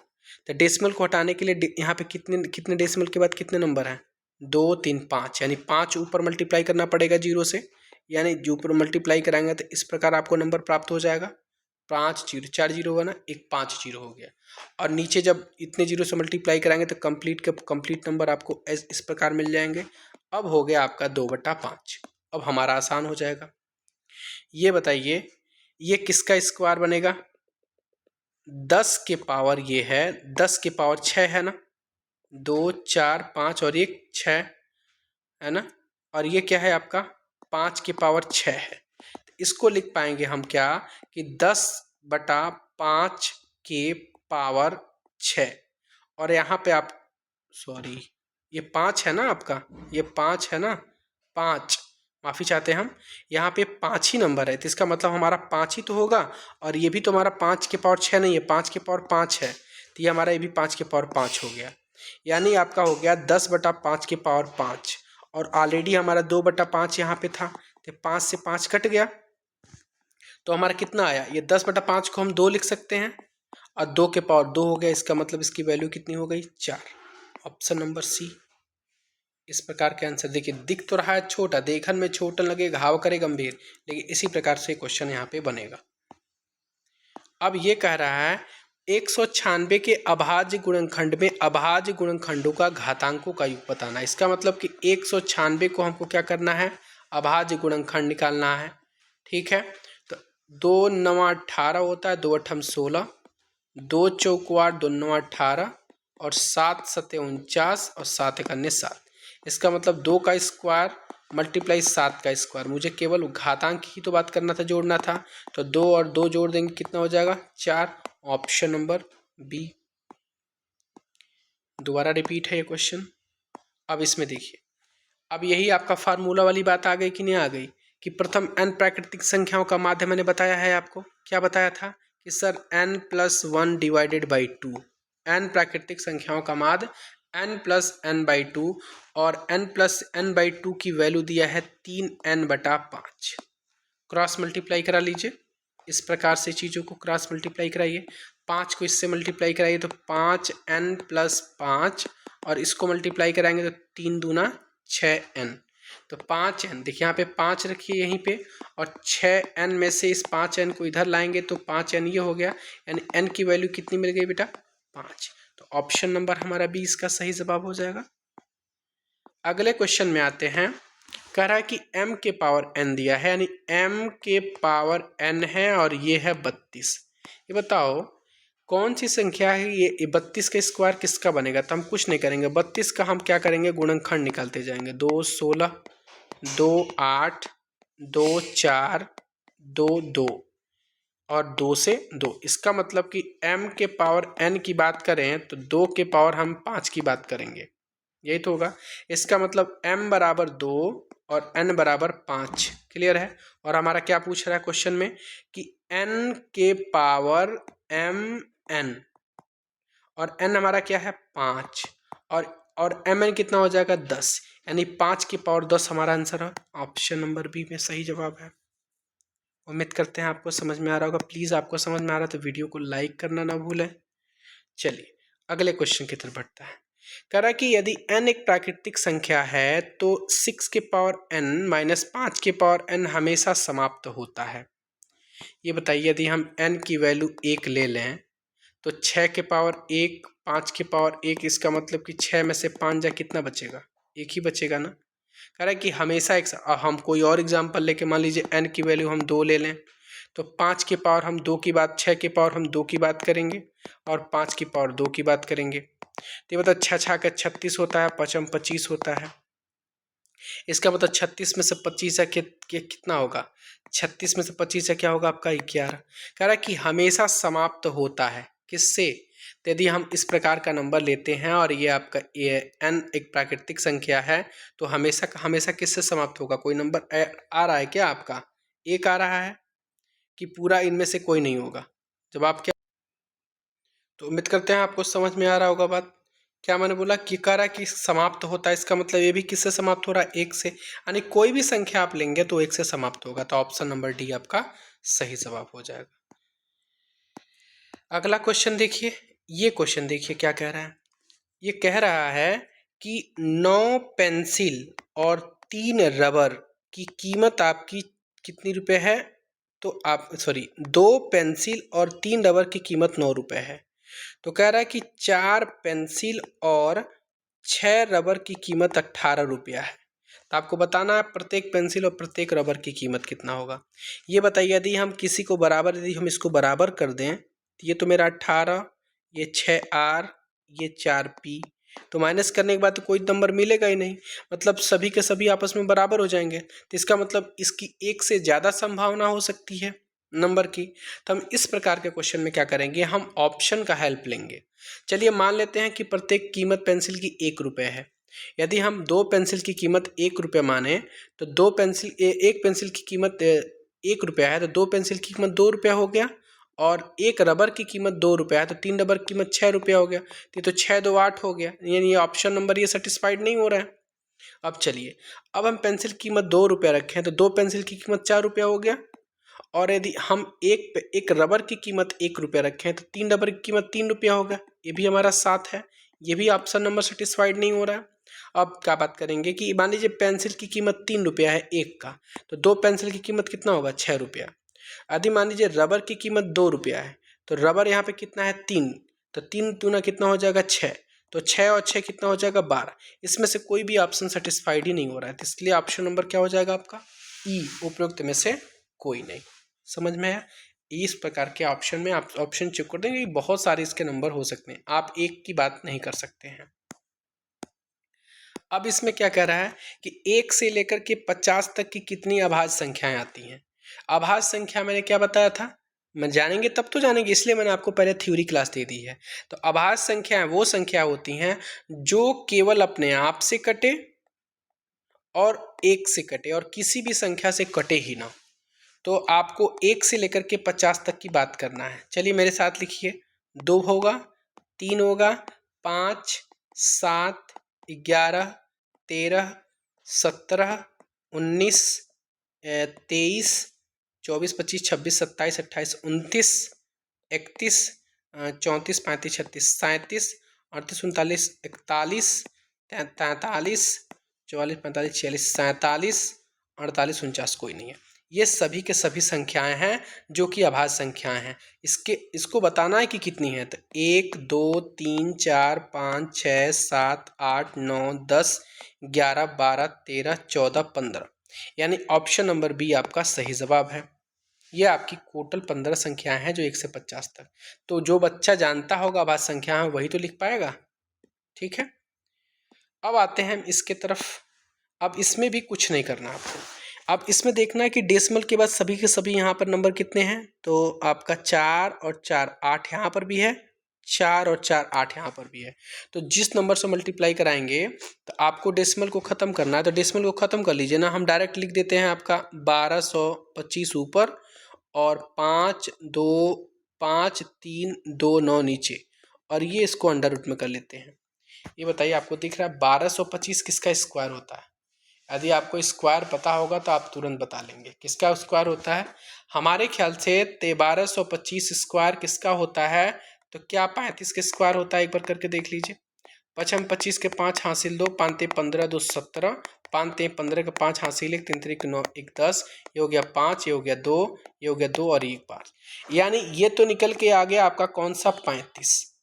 एक ही ऑप्शन में 35 दिख रहा है आपका, तो क्या 73 का हो सकता है? तो एक बार हम कंफर्म करने के लिए 73 को मल्टीप्लाई करें, डायरेक्ट आंसर नहीं, क्योंकि हमारे दो देवता यहाँ पर भी बैठे हैं।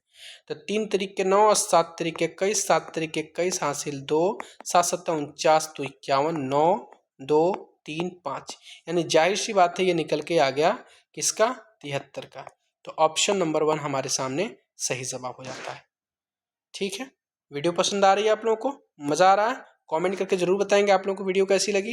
वीडियो को लाइक करना बिल्कुल ना भूलें प्लीज़। चलिए अगले क्वेश्चन की तरफ हम बढ़ते हैं। दो प्राकृतिक संख्याओं के वर्गों का योग 410 है। अब आ जाएंगे आपको जो मैंने इसके पहले रियल एनसीईआरटी कराई थी, क्या कराया था? द्विघात समीकरण, उसी से ये क्वेश्चन है। ये सब के सब एनसीईआरटी में कहीं ना कहीं चेक करके आप देखेंगे तो आपके आए हुए हैं। चलिए इसका सॉल्यूशन देखिए। दो प्राकृतिक संख्या मान लीजिए हमारा x है और y है। ठीक है, मान लीजिए x हमारी बड़ी संख्या है, y हमारी छोटी संख्या है। क्लियर है? इन दोनों संख्याओं के वर्गों का, इन दोनों संख्याओं के वर्गों यानी x का स्क्वायर प्लस y का स्क्वायर बराबर 410। दूसरे स्टेप में क्या कर रहा है? यदि बड़ी संख्या का वर्ग, मतलब बड़ी संख्या हमारी कौन सी है? x का स्क्वायर वर्ग छोटी संख्या के 26 गुने में 3 जोड़ने पर मिलता है, यानी छोटी संख्या हमारी y है, तो y को यानी 26 गुने मतलब 26y में 3 जोड़ दें तो आपकी ये मिल गई। इसका मतलब एक्स स्क्वायर की वैल्यू इतना हम यहाँ पे पुट कर दें, यहाँ पे पुट कर दें तो ये हो जाएगा 26y प्लस 3 प्लस y का स्क्वायर बराबर 410। ये देख रहे हैं द्विघात समीकरण का रूप ले रहा है, तो इसको हम लिखेंगे y का स्क्वायर प्लस 26y बराबर 410 माइनस 3। तो इसको लिखेंगे y का स्क्वायर प्लस 26y माइनस 407 बटा 0। अब आपका आ गया द्विघात समीकरण। अब इसको हम क्या कर सकते हैं? इसका बस एक ही उपाय है, तो आपको इसको गुणनखंड विधि से करना है। मैंने कैसे करने के लिए विधि बताई थी आप लोगों को, बताया था कि इसका जो आपका ये नंबर है यहाँ पर, तो y के पास कितना है, 1 है, कोफिशिएंट कितना है इसका 1 और 407, यानी 407 को इस फॉर्म में तोड़ेंगे कि या तो जोड़ दें तो आपका 26 मिल जाए और उन दो संख्याओं को घटा दें तो 26 मिल जाए और उसको मल्टीप्लाई करें तो आपस में 407 मिले। तो कैसे करेंगे, पहले तो 407 को हम क्या करेंगे, मैंने बोला था इसको गुणनखंड विधि से करके हम निकालेंगे। जैसे देखिए 11 से कटने वाला नंबर है तो 11 तियां 33, 11 से 77, ये हो गया 37/11, यानी 11 और 37 डायरेक्ट ये क्वेश्चन आपका एनसीईआरटी का है। 37 और 11 का डिफरेंस लेके तो 26 आ गया कि नहीं आ गया आसानी से। इसको करने का तरीका देखिए, y का स्क्वायर लिखेंगे यहाँ पर और लिखेंगे इसको 37y में से यदि हम 26y को 11y को घटाएंगे तो हमारा 26y बन जाएगा, -407 बराबर 0। इसको y यहाँ से कॉमन लेंगे तो y प्लस 37 हो जाएगा और यहाँ से क्या है आपका, यहाँ से इसमें से 11 कॉमन लीजिए, 11 कॉमन ले लिए तो यहाँ पे y बच गया और माइनस कॉमन लिए तो ये अंदर प्लस बन गया और 11 से डिवाइड करेंगे तो 11 तियां 33, 11 से 77। अब इन दोनों जगह से देख रहे हैं कि y प्लस 37 कॉमन बन जाएगा एक जगह और यहाँ बन गया y माइनस 11/0। ये बताइए यहाँ पर तो y की वैल्यू माइनस में आ जाएगी तो ये आपका अनडिफाइंड, मतलब ये वैल्यू पुट नहीं करेंगे और यहाँ पर y की वैल्यू आपकी कितनी मिल गई, 11। जब हमको y की वैल्यू 11 मिल गई तो क्या हमारा x की वैल्यू नहीं मिल पाएगा। जब हम आप किसी भी इक्वेशन में पुट कर सकते हैं, यहाँ पर आप पुट कर लीजिए, यहाँ पर आप पुट कर लीजिए और चेक कर लीजिए। y की वैल्यू 11 है तो ये बताइए x का स्क्वायर और 11 का स्क्वायर करेंगे तो 121 होगा बराबर 410। इसका मतलब x का स्क्वायर बराबर 410 में से 121 को माइनस करेंगे, 10 में से 1 जाए 9 और यहाँ पर अगर 10 में से 2 जाए 8, 3 में से 1 जाए 2, यानी 289 हो गया। और आपको पता है 289 किसका स्क्वायर होता है, तो 17 का स्क्वायर होता है। यानी x की वैल्यू 17 और y की वैल्यू 11। क्या x की वैल्यू 17 से x की वैल्यू y से बड़ी है कि नहीं बड़ी है। कह रहा है कि इन दोनों संख्याओं का अंतर बताना है। इसका मतलब कि 17 में से 11 को माइनस करेंगे कितना बन जाएगा, 6। तो ऑप्शन नंबर सी आपका सही जवाब। क्लियर है। अगले की तरफ बढ़ते हैं। 3 क्रमागत प्राकृतिक संख्याएं इस प्रकार हैं कि पहले का वर्ग, अब इसको हम क्या करेंगे, हम इसको सॉल्व करने लगेंगे तो बहुत बड़ा हो जाएगा, इसको हम डायरेक्ट ऑप्शन से उठाएंगे। चलिए हम ऑप्शन नंबर 1 से चेक करते हैं। कह रहा है कि 3 प्राकृतिक संख्याओं के इस प्रकार है कि पहले का वर्ग, यानी इस पहले का वर्ग कितना हो जाएगा, 99, 81। कह रहा है कि और दूसरे तथा तीसरे का गुणनफल, यानी दूसरे और तीसरे गुणनफल कितना हो जाएगा, 110। क्या इनको जोड़ दें, गुणनफल का योग क्या हमारा 191 हो रहा है, बिल्कुल हो रहा है। ऑप्शन नंबर 1 तो फिट हो जा रहा है क्या, लेकिन दूसरा ऑप्शन भी हमारी चेक करने की जिम्मेदारी बनती है। इसका स्क्वायर करेंगे तो 8 अठाई 64 होगा और इन दोनों को आपस में क्या करेंगे, गुणनफल करना है तो 9 दहा में 90। तो क्या इनको जोड़ेंगे तो हमारा 191 हो रहा है, बिल्कुल नहीं, ये तो ऑप्शन होगा ही नहीं। चलिए इसका स्क्वायर करिए तो यहाँ पे ऑलरेडी एक 10 दहा में 100 हो गया, इनको आपस में मल्टीप्लाई कराएंगे कितना हो जाएगा, 11 दूना 22, 11 का नहीं 11 दू 13, यानी ये भी नहीं बन रहा है आपका, कितना बन जा रहा है, 232 बन जा रहा है। यानी एक ही ऑप्शन बन रहा है, वही ऑप्शन हमारा एग्जैक्ट सही हो जाएगा, पहला ऑप्शन। ठीक है। अब इसको देखिए करने का तरीका बहुत अच्छा है। क्या सब जगह एक ही प्रकार का बेस है, तो नहीं सर, सब जगह का एक प्रकार का बेस नहीं है। ये थोड़ा दिक्कत किया है तो इसको हम क्या करेंगे, सुधार करेंगे। तो ये हमारा 3/4 को कुछ छेड़खानी मत करिए, ऐसे रखिए -6। मैंने बोला था जब आपको आधार चेंज होता है तो ऊपर आपका निगेटिव हो जाता है। तो जब इसको हम 3/4 लिखेंगे तो ऊपर माइनस लिखेंगे, तो ऊपर जब माइनस जाएगा तो आपका जो -8 है ऑलरेडी वो आपका बन जाएगा 8, मतलब प्लस बन जाएगा, बराबर 3/4 के पावर n। ये बताइए सबका सब, ये बताइए यहाँ पर दोनों के दोनों आपके, जब आपके हर बराबर होते हैं तो अंश आपस में जुड़ जाते हैं, घातांक कोणीय का नियम है। तो इसको लिखेंगे 3/4 के पावर -6 + 8 बराबर 3/4 के पावर n। ये बताइए आपस में कट जाएंगे कि नहीं कट जाएंगे, तो ये हो जाएगा आपका 2 बराबर n, यानी n की वैल्यू कितनी आई, 2।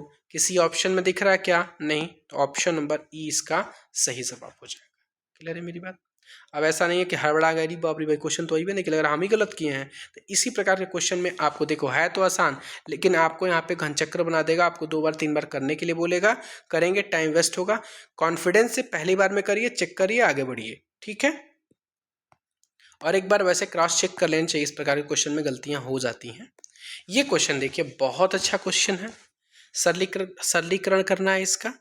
देखिए इस प्रकार के क्वेश्चन को मैंने क्या बोला था, जब आपके पावर माइनस में दे तो इसका मतलब कि उसका बेस चेंज करना है, ठीक है। यदि हम 4 के पावर -1 की बात कर रहा है तो इसका मतलब ये 1/4 की बात कर रहा है।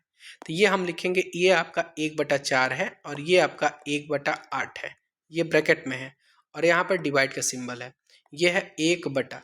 ये बताइए जब ये भी आपका माइनस में तो इसका मतलब इसको हम प्लस बनाना होगा, तो इसको भी हम 2/3 लिख सकते हैं कि नहीं लिख सकते हैं, और 2/3 लिख सकते हैं और उसके पावर 2 लिख सकते हैं। पहले ये ब्रैकेट में है, डिवाइड से हमको कोई मतलब नहीं है, हम पहले ब्रैकेट वाली चीज़ों को सॉल्व करते हैं। तो ये आपका सॉल्व करेंगे तो नीचे इसका एलसीएम 8 हो जाएगा, 4 से भाग देंगे 2 बार, 2 को ऊपर मल्टीप्लाई कराएंगे 2, 8 से इसको डिवाइड कराएंगे 1 बार, 1 को ऊपर मल्टीप्लाई कराएंगे 1, ठीक है, डिवाइड। क्या इसको आप सॉल्व करेंगे तो ये आपका 4/9 होगा क्या? बिल्कुल होगा। इसको सॉल्व करेंगे तो 3/8 होगा का? बिल्कुल होगा। डिवाइड अभी भी रखिए, इसको ऊपर ले जाइए तो 9/4 हो जाएगा, यही तो होगा। अब इसको क्या करेंगे, अब इसको सॉल्व करते हैं तो भाग गुणे में परिवर्तित हो जाता है और इसको क्या होता है, पलटी कर देते हैं तो 4/9 हो जाता है। ये तो ये 3 से 3 कट गया 3 बार में, और 4 से 2 बार कट गया 2 बार में, 4 से 8, यानी 1/6 हुआ, यानी ऑप्शन नंबर ए आपका सही जवाब हो गया। उम्मीद करते हैं बहुत प्यार तरीके से मैंने आपको समझाया है, आपको समझ में आ रहा होगा। रिपीट हुआ है, सॉरी, माफ़ी चाहते हैं। अब इसमें क्या कह रहा है कि 2 आपकी संभव परिमेय संख्या बताना है और इनके बीच का ही नंबर होना चाहिए। पहली बात ये तो होगा ही नहीं, क्योंकि आपका सॉरी ऐसे नहीं बोल सकते हैं, बीच का संख्या होना चाहिए, कौन से कि -2/3 से 1/2 के बीच में। क्या इनके डिनोमिनेटर को, देखो इसको करने का एक ही तरीका है, आप इसको क्या कर लीजिए, डेसिमल में चेंज कर लीजिए। तो इसको हम डेसिमल में चेंज करेंगे तो ये हो जाएगा 0.6666, इस प्रकार लिख लीजिए, और ये माइनस में लिख लीजिए। और इनके बीच की सभी संख्या हो सकती हैं, और इसको लिख सकते हैं 0.5000, इस प्रकार। अब इसमें देखिए क्या कोई ऐसा नंबर है जो इनको सेटिस्फाइड कर रहा है, तो पहले वाले में आइए, पहले वाले को हम क्या लिख सकते हैं इसके लिए, तो इसकी वैल्यू लिख सकते हैं, जब 2 में 6 से डिवाइड कराएंगे तो ये हो जाएगा कितना, 0.333। क्या इनके बीच में नंबर आ रहा, आ तो रहा है बिल्कुल। अब इसकी बात करें, क्या ये हमारा आ रहा है, तो 0.6 आ रहा है, तो इसका मतलब ये आ रहा है, ये भी 0.6 आ रहा है क्या? अरे भैया ये देखिए, 3 छक्के 18, 3 छक्के 18, 3 छक्के 18, इस प्रकार से दे दिया हुआ है कि नहीं, है कि नहीं? ये तो ये भी आपका नंबर इसमें आ रहा है कि नहीं आ रहा है, तो बिल्कुल आ रहा है, ये नंबर तो आ ही रहा है। निगेटिव वाला यदि हम निगेटिव की बात करें 0.33, तो क्या इससे ये कम ही है कि ज़्यादा है, ये बताइए। ये तो ज़्यादा हो गया ना, ये ज़्यादा हो गया, 0.33 ज़्यादा हो गया कि नहीं हो गया, तो इसका मतलब ये इससे ज़्यादा होना चाहिए इसमें, ये वाला नंबर। तो ये भी आपका नंबर सेटिस्फाइड हुआ कि नहीं, एक बार मैं आपको साफ से लिख करके फिर से बता दे रहा हूँ। आपको क्या करना है, इसमें डेसिमल से जा रहे हैं तो भी बेहतर है, मैं आपको दोबारा मेथड बता दे रहा हूँ इसमें। और आप नहीं जाना चाहते हैं, परिमेय संख्या देखना चाहते हैं, तो इसको आप क्या करते हैं कि इन दोनों को ढर को बराबर भी कर लेते हैं, आप उस प्रकार से भी जा सकते हैं। क्लियर है मेरी बात? अब देखिए मैं आपको समझाने की कोशिश करता हूँ फिर से। इसमें ये आपका लिखा है कि 2/3 माइनस में, और ये लिखा है 1/2। इन दोनों के डिनोमिनेटर को सेम करना चाहें तो इसको 2 से मल्टीप्लाई, इसको 3 से मल्टीप्लाई, ठीक है। तो ये हो जाएगा -4/6, और ये हो जाएगा 3/6। अब हमको इसकी बात खत्म हो गया, अब हमको इसकी बात लेके चलना है, -4 और 3। तो इसमें से सभी संख्या देख रहे, ये तो 6 वाले में है और ये 5 वाले में है, तो ये तो ऐसे ही नहीं होगा। अब इसकी बात कर रहे हैं, क्या ये इसके बीच में आएगा कि नहीं आएगा? आपसे पूछा जाए कि -3 बड़ा है कि -2 बड़ा है, तो आप कहेंगे कि -2 बड़ा है ना। तो इसमें बताइए इसकी वैल्यू कितनी होगी। अब ये आपको पूछा जाए कि -2/6 बड़ा है कि 2/6 बड़ा है, तो जाहिर सी बात है 2/6 बड़ा है, पॉजिटिव होगा तो ये तो इसमें आएगा ही नहीं। अब इसकी बात इसमें बीच में कर रहे हैं कि बीच में कौन से आपके दो संभव परिमेय संख्याएं आ सकती हैं। इसको करने के लिए इस मेथड्स का भी हेल्प ले सकते हैं आप, और इनमें देख सकते हैं कौन कौन आ रहा है आपका। जैसे 2/6 को हम क्या लिख सकते हैं, 1/3 लिख सकते हैं, और 1/3 इसको क्या लिख सकते हैं, 1/2 लिख सकते हैं। तो ये 1/3 तो कम ही है, तो इसके अंदर आ सकता है ना ये।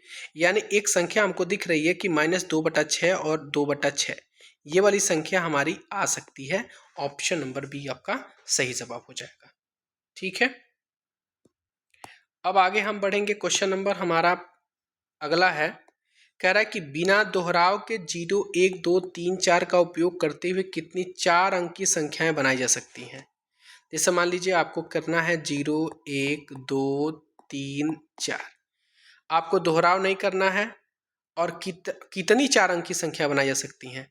तो आपको इस प्रकार के क्वेश्चन करने के लिए ये नहीं बोल रहा है कि बड़ी संख्या छोटी संख्या, नहीं, आपको कितनी संख्याएं बनाई जा सकती हैं ये बताना है। क्लियर है? तो चलिए मैं इसको बता रहा हूँ कितनी संख्या बनाई जा सकती है। देखिए इसका कैसे आंसर होगा, थोड़ा सा ये टेढ़ा टाइप का क्वेश्चन है, आपको समझना पड़ेगा। कह रहा है कि आपको है 0, 1, 2, 3, 4, इन सभी अंकों को क्या करना है, उपयोग करना है, और 4 अंक की संख्या मतलब 1, 2, 3, 4, 4 अंक की संख्या आपको बनाना है। और ये भी कह रहा है कि अंकों की पुनरावृत्ति नहीं होनी चाहिए। ये बताइए, कोई अंक संख्या बनाने के लिए आपको पहली बात की आपको 0 पहले नहीं रखना पड़ेगा, 0 नहीं रखना पड़ेगा ना। तो यदि 0 नहीं रखना पड़ेगा तो हम आपको 4 से शुरू कर सकते हैं, 4 से शुरू कर सकते हैं हम। तो आपको यदि हम इसकी पुनरावृत्ति नहीं होनी चाहिए तो हमारे पास आपके कितने पास विकल्प होंगे, आपके 4 विकल्प होंगे, क्योंकि हम 0 से शुरू कर नहीं सकते हैं। ठीक है, तो हमारे पास कितने विकल्प होंगे, पहले अंक के लिए 4 विकल्प होंगे। तो इसमें हम क्या लिख सकते हैं, इसका मतलब कि पहली बार हमको 4 तरीके से बनाने के लिए होगा, क्योंकि हमको 0 का उपयोग करना ही नहीं है। तो यही तो बचा आपका नंबर 4। अब हम क्या कर लिया, हमने 4 का उपयोग कर लिया। अब आपके पास कितने नंबर बचे, अब तो हम 0 से नंबर शुरुआत कर सकते हैं ना दूसरे नंबर से। तभी भी हमारे पास 4 तरीके हैं करने के लिए, यानी फिर हम 4 लिख सकते हैं। हमने क्या कर लिया, 0 का भी उपयोग कर लिया, इसको भी हटाओ, इसको भी हटाओ। अब हम क्या कर सकते हैं, हमारे पास 3 संख्या है तो इसको हम 3 तरीके से कर सकते हैं। तो किसी भी एक संख्या को उठा लिया, मान लीजिए हम 3 को उठा सकते हैं, किसी को उठा सकते हैं। इसका मतलब मान लीजिए किसी एक और अंक को उठा लिया, तो हमने अब हमारे पास कितने बच गए, आपके 2 और बचे, 2 और बचे, यानी इन 2 संख्याओं को यहाँ पे रख लिया। अब इनको आपस में मल्टीप्लाई करा लेंगे, तो 4 चौको 16, 16 48 दूना 96। किसी ऑप्शन में दिख रहा है तो ऑप्शन नंबर ई सही जवाब है। काफ़ी इंपॉर्टेंट क्वेश्चन है, काफ़ी टेढ़ा क्वेश्चन है, आप लोग ध्यान दीजिए इसको। अब कह रहा है यहाँ पे कि 2 संख्याएं हैं, इस प्रकार ज्ञात करना है कि पहली का 3 गुना और दूसरी का योग 142 है, और पहली का 4 गुना और तीसरी और 4 गुना दूसरी संख्या से 138 अधिक है। 2 संख्याएं आपको बताना है। ठीक है, और कह रहा है कि पहली का 3 गुना, मान लीजिए 2 संख्याएं हैं आपकी x और y। पहली का 3 गुना, मान लीजिए इसको हम 3x मान लें, और दूसरी का, पहली का 3 गुना और दूसरी का योग, पहली का 3 गुना और दूसरी का योग, दूसरी का योग ये हो गया। कह रहा है कि पहली का 4 गुना मतलब 4x, और दूसरी संख्या से मतलब कि आपकी y से 38 अधिक है, इस प्रकार होना चाहिए। 1 मिनट ध्यान दीजिए, यहाँ पे आपको लिखना चाहिए ना, यहाँ पे आप ऐसे करिए कि कह रहा है कि पहली का 3 गुना और दूसरी का योग आपका कितना है, तो 142 है। ठीक है, इसको हम इक्वेशन मान सकते हैं, क्वेश्चन नंबर 1। दूसरा मान लें कि कह रहा है कि पहली का 4 गुना, इसका मतलब ये 4x, 4 गुना दूसरी संख्या से 138 अधिक है, यानी दूसरी संख्या से 138 अधिक का मतलब कि ये -y बराबर 138 हो जाएगा। इसको हम इक्वेशन नंबर 2 मान सकते हैं। अब इनको आपस में हम सॉल्व कर लें तो क्या होगा, आपस में सॉल्व करेंगे तो यहाँ पर भी y है, दोनों को आपस में जोड़ लेंगे, ये आपस में कट जाएगा, यहाँ पे 7x होगा, और इसको जोड़ेंगे कितना हो जाएगा, 8 2 10, 4 3 7 1 8, और ये 280। इसका मतलब x की वैल्यू कितनी हो जाएगी, 40। जब x की वैल्यू 40 हो जाएगा और आपका किसी ऑप्शन में रख के उठा देंगे, तो ये मतलब इसी ऑप्शन में रख लीजिए, पहले वाले ऑप्शन में। तो ये कर x की वैल्यू 40 है, तो 4 3 12 120 प्लस y बराबर 142, यानी y की वैल्यू कितनी मिल जाएगी, 22 मिल जाएगी कि नहीं मिल जाएगी। तो y की वैल्यू 22 और x की वैल्यू 40 कहाँ पे है? y की वैल्यू कितनी है? y की वैल्यू ये है आपका 40 और 22, ऑप्शन नंबर सी। अगले की तरफ बढ़ेंगे। अगला क्या क्वेश्चन कह रहा है? ये कह रहा है कि दो धन पूर्णांक संख्याओं के वर्गों का योग 306 है। मान लीजिए दो धन पूर्णांक ले लें हम, ये x का स्क्वायर और ये y का स्क्वायर, ये 306 है। यदि बड़ी संख्या का वर्ग, मान लीजिए x हमारी बड़ी है y से, यदि मान लीजिए इसका वर्ग छोटी संख्या का 5 गुना, इसी प्रकार का क्वेश्चन हुआ था, तो छोटी संख्या का 25 गुना है, इस प्रकार है। इसका मतलब एक्स स्क्वायर को हम इसमें पुट कर दें तो ये हो जाएगा 25y प्लस वाई का स्क्वायर बराबर 306। समझ में आया? तो y का स्क्वायर प्लस 25y माइनस 306 बराबर 0। ये आपका बन गया कंप्लीट द्विघात समीकरण। द्विघात समीकरण पे आप सॉल्व कर सकते हैं, आपको आ सकता है क्वेश्चन कर सकते हैं आप इसका द्विघात समीकरण बताइए और इसका आंसर निकाल लीजिएगा। आपके लिए इतना तो होमवर्क है, इतना करके दिखाइए और कमेंट करेंगे कितना आंसर होगा इसका। इस प्रकार के क्वेश्चन तो देखिए ये एक्चुअली एपी का सवाल है, लेकिन हम अब इसको नॉर्मल आपको एक समझा करके हम इसको समझा सकते हैं। जैसे कह रहा है कि मान लीजिए एक टीवी सेट के बनाने के लिए तीसरे वर्ष 600 सेट और 7वें वर्ष 700 सेटों का निर्माण करना, और ये मानते हुए कि एक समान रूप से प्रत्येक वर्ष स्थिर संख्या में बढ़ता है, तो 10वें वर्ष जाकर टीवी सेटों की संख्या बतानी है। जैसे मान लीजिए एक, दूसरे साल, तीसरे साल, चौथे साल, 5वें साल, छठे साल, 7वें साल, 8वें साल, 9वें साल और 10 साल, ये कंप्लीट 10 साल हो गया। 10 साल में क्या करना है आपको कि तीसरे साल यहाँ पे कहाँ है, तीसरे वर्ष 600, यहाँ पे मान लीजिए 600 है, और 7वें यानी यहाँ पे है आपका 7वें कितना 700। इस प्रकार से आपका बढ़ा हुआ है। तो देखो ना भैया आपका किस हिसाब से बढ़ा है, यानी 600 से लेकर के 700 बढ़ा है, इसका मतलब कि 100 बढ़ा है। तो 100 बढ़ा है तो कितने सालों में बढ़ा है? 5 सालों में बढ़ा है ना। 1 साल, 2 साल, 3 साल, 4 साल, 5 साल। तो इसको 5 साल नहीं 4 साल में, सॉरी 4 साल में, क्योंकि यहाँ से 4 और 3, 7 और 3 का गैप कितना है 4 साल। इसका मतलब कि हर बार वो 25-25 का गैप ले रहा है। आप देख भी सकते हैं 625, 700, 725, सॉरी 625, ठीक है, 650, 675, 675 और यहाँ पर 25 गैप कर दिया तो आपका 700। तो इस प्रकार तो हमारा हर जगह तो 25-25 बढ़ा लो ना भैया, दिक्कत क्या है? तो 25 से 75 और बढ़ जाएगा। इसका मतलब कि अगला संख्या आपका जो 10वां वर्ष होगा वो 775 होगा। ऑप्शन नंबर सी एकदम आसान जवाब है, वरना एपीजीपी में करेंगे तो थोड़ा सा डिफिकल्ट हो जाएगा ये। ठीक है।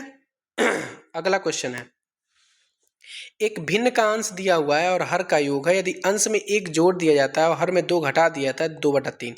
ये आपके लिए होमवर्क है, आप करके कमेंट में आंसर बताएंगे। क्लियर है? आप इसको करके कमेंट में आंसर बताएंगे। अगला क्वेश्चन कह रहा है कि इसमें से कौन सा अपरिमेय संख्या अपरिमेय नहीं है। मैंने बोला था परिमेय वो चीज होती है जो घातांक और कर्ण में हो, उनका कोई निश्चित वैल्यू नहीं निकलता है। यदि उसका डॉट डॉट करके डॉट डॉट, जैसे मान लिया अंडर रूट में 2 अंडर रूट में 3, इस प्रकार के क्वेश्चन क्या होते हैं? अपरिमेय संख्या। कह रहा है कि अपरिमेय नहीं है, नहीं जाहिर सी बात है वो परिमेय होगा। तो ये बताइए जब अंडर रूट में 5 आपका परिमेय संख्या तो अपरिमेय, इसकी कोई फिक्स वैल्यू नहीं होती है, तो ये तो अपरिमेय हो गया। ये भी आपका अपरिमेय दिख रहा है और ये भी आपका अपरिमेय दिख रहा है, क्योंकि अंडर रूट के बाहर किसी वैल्यू आपकी नॉर्मल आपके पूर्णांक में तो आएगा नहीं। लेकिन ये क्या है, अंडर रूट में 9 की वैल्यू कितनी होती है 3, और अंडर रूट में 16 वैल्यू कितनी होती है 4, तो 4 3 इसकी वैल्यू होती है ना। तो यानी ये तो परिमेय संख्या है ना। ऑप्शन नंबर 20 का सही जवाब है। अगला है, दौरे पर गए एक व्यक्ति के पास अपने खर्च के लिए 4200 रुपये है। ध्यान दीजिएगा, यदि वो अपने दौरे को 3 दिन के लिए बढ़ा देता है तो उसे अपने दैनिक खर्चों में 70 रुपये की कटौती करनी होगी। तो दौरे की मूल अवधि क्या होगी, ये बताइए। हमारे पास 4200 रुपया है। 4200 के पास हमको नहीं पता है कि कितने दिन का खर्च है ये। मान लीजिए हम x दिन का खर्च है, और उसके बाद आगे बढ़े हम। आगे बढ़ने के बाद हम क्या कहे हैं कि हम ठहर गए हैं, लेकिन इसमें हमने 3 दिनों की अवधि बढ़ा ली है। मतलब हम पहले मान लीजिए हमारे पास x दिन के लिए खर्चा इतना 4200 चलाने के लिए था, अब वही 4200 रुपये खर्चा हमको x में 3 दिन और बढ़ गया। बढ़ गया, बढ़ गया कि नहीं बढ़ गया। अब इसमें क्या होगा कि 70 की कटौती करनी पड़ेगी, 70 की कटौती करनी पड़ेगी। इसका मतलब कि 70 इसमें बढ़ाना पड़ेगा। हमारी बात समझ रहे नहीं समझ रहे हैं?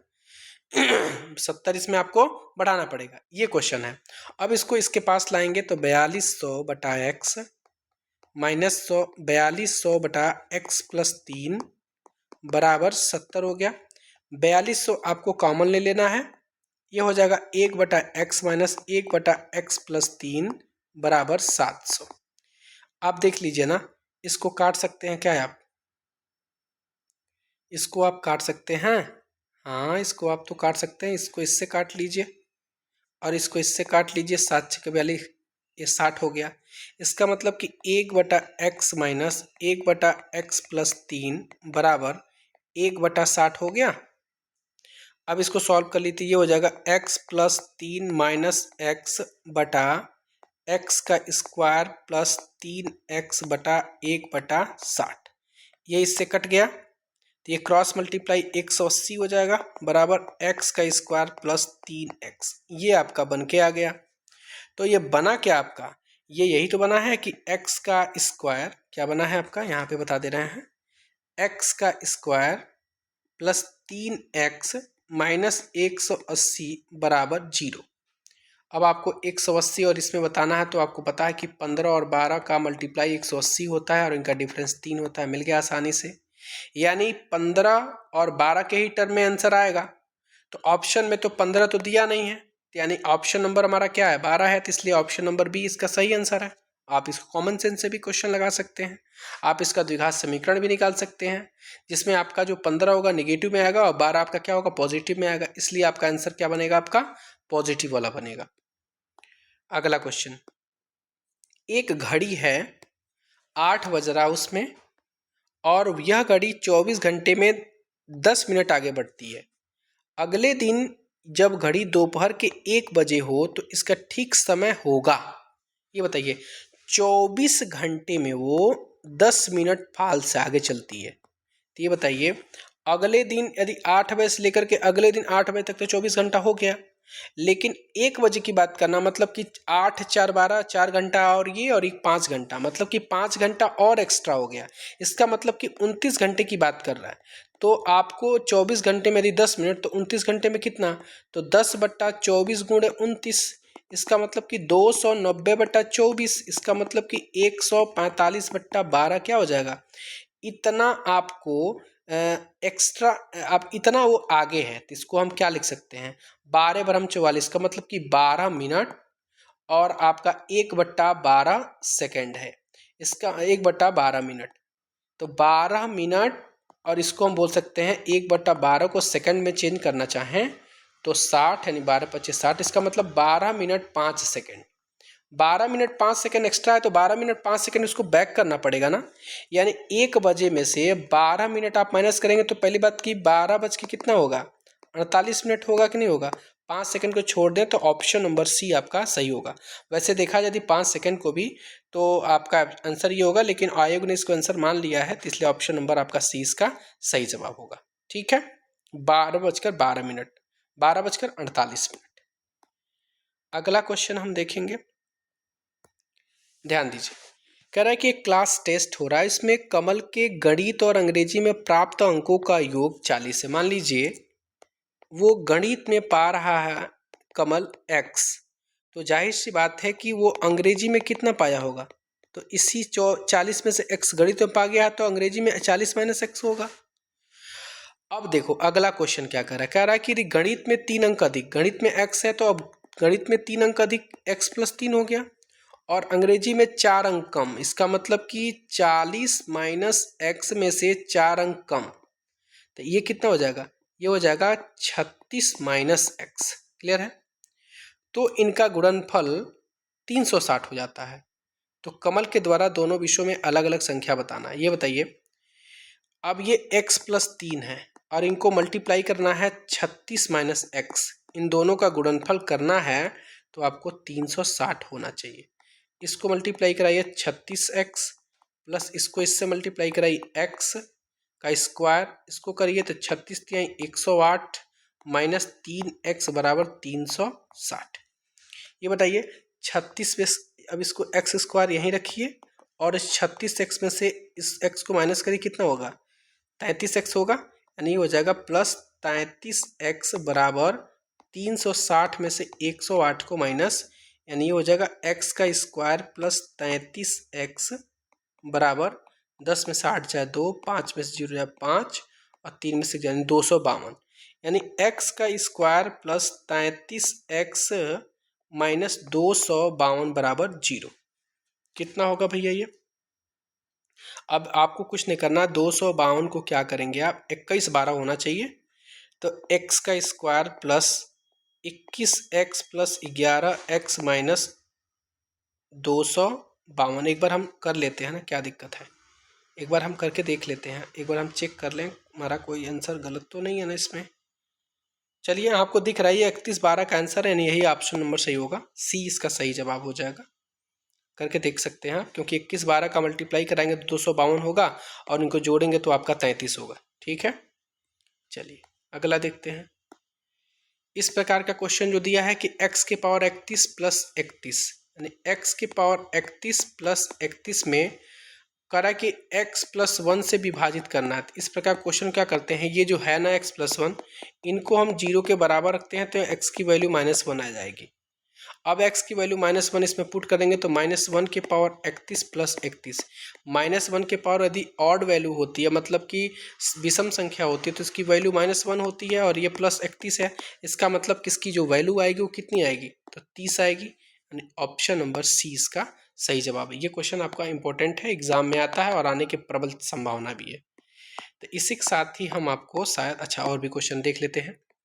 कह रहा है कि ये क्या है, एक प्राकृतिक संख्या की परिमेय संख्या है, क्या है ये बताइए। जब आपको दिख ही रहा है कि √2 हमारा अपरिमेय है तो आपको कुछ करने की ज़रूरत नहीं है, क्योंकि और भी √2 कहीं है नहीं, तो जाहिर सी बात है ये कि अपरिमेय संख्या होगी, ऑप्शन नंबर सी। ठीक है, अब ये कह रहा है कि 6/15 क्या है, और दशमलव प्रसार है कि नहीं। 6/15 को हम क्या लिख सकते हैं, 6 में भाग देंगे 15 का तो दशमलव लगाएंगे, 0 बढ़ेगा तो 15 चौक को 60, यानी 0.4, यानी दशमलव के बाद 4 आके पूरी संख्या खत्म हो गई। इसका मतलब ये संख्या पूरी तरीके से शांत हो गई है ना, तो इसलिए हम बोलेंगे इसको हम शांत संख्या। और शांत आवर्ती का मतलब क्या होता है, ऐसी संख्या होती है जिसको हम डिवाइड करें और जैसे मान लीजिए 1/3, तो ये हो जाएगा 3 0.33333 डॉट डॉट डॉट, ये रिपीट होता जा रहा है। आवर्ती तो है लेकिन ये कभी भी खत्म नहीं हो रहा है। लेकिन अशांत आवर्ती का मतलब क्या होता है, ऐसी कोई संख्या जैसे मान लीजिए 1.34678 इस प्रकार ऐसी संख्या हो जो कभी रिपीट ही नहीं हो और इसका अनलिमिटेड टाइम बढ़ता चला जाए, तो इसको बोलते हैं अशांत अनावर्ती। तो समझ में आ गया। अब आगे चलते हैं अगले क्वेश्चन की तरफ। अच्छा, हमारा कोई भी क्वेश्चन अब नहीं है, मैंने पूरे के पूरे क्वेश्चन आपको TRE 1 2 3 में जो भी आए थे मैंने उन सबको करा दिया है। आप लोग पूरा वीडियो देखिए, जो डाउट हो आप कमेंट बॉक्स में ज़रूर करें। आपको वीडियो कैसी लगी अपना सुझाव जरूर प्रकट करें। जो मैंने आपको होमवर्क में क्वेश्चन दिया उसका क्वेश्चन का आंसर हमारे कमेंट बॉक्स में दें। ठीक है, और टेलीग्राम चैनल से जाके जुड़ जाएं, इसकी PDF आपको वहाँ पे प्रोवाइड कर दी जाएगी। Thank you so much.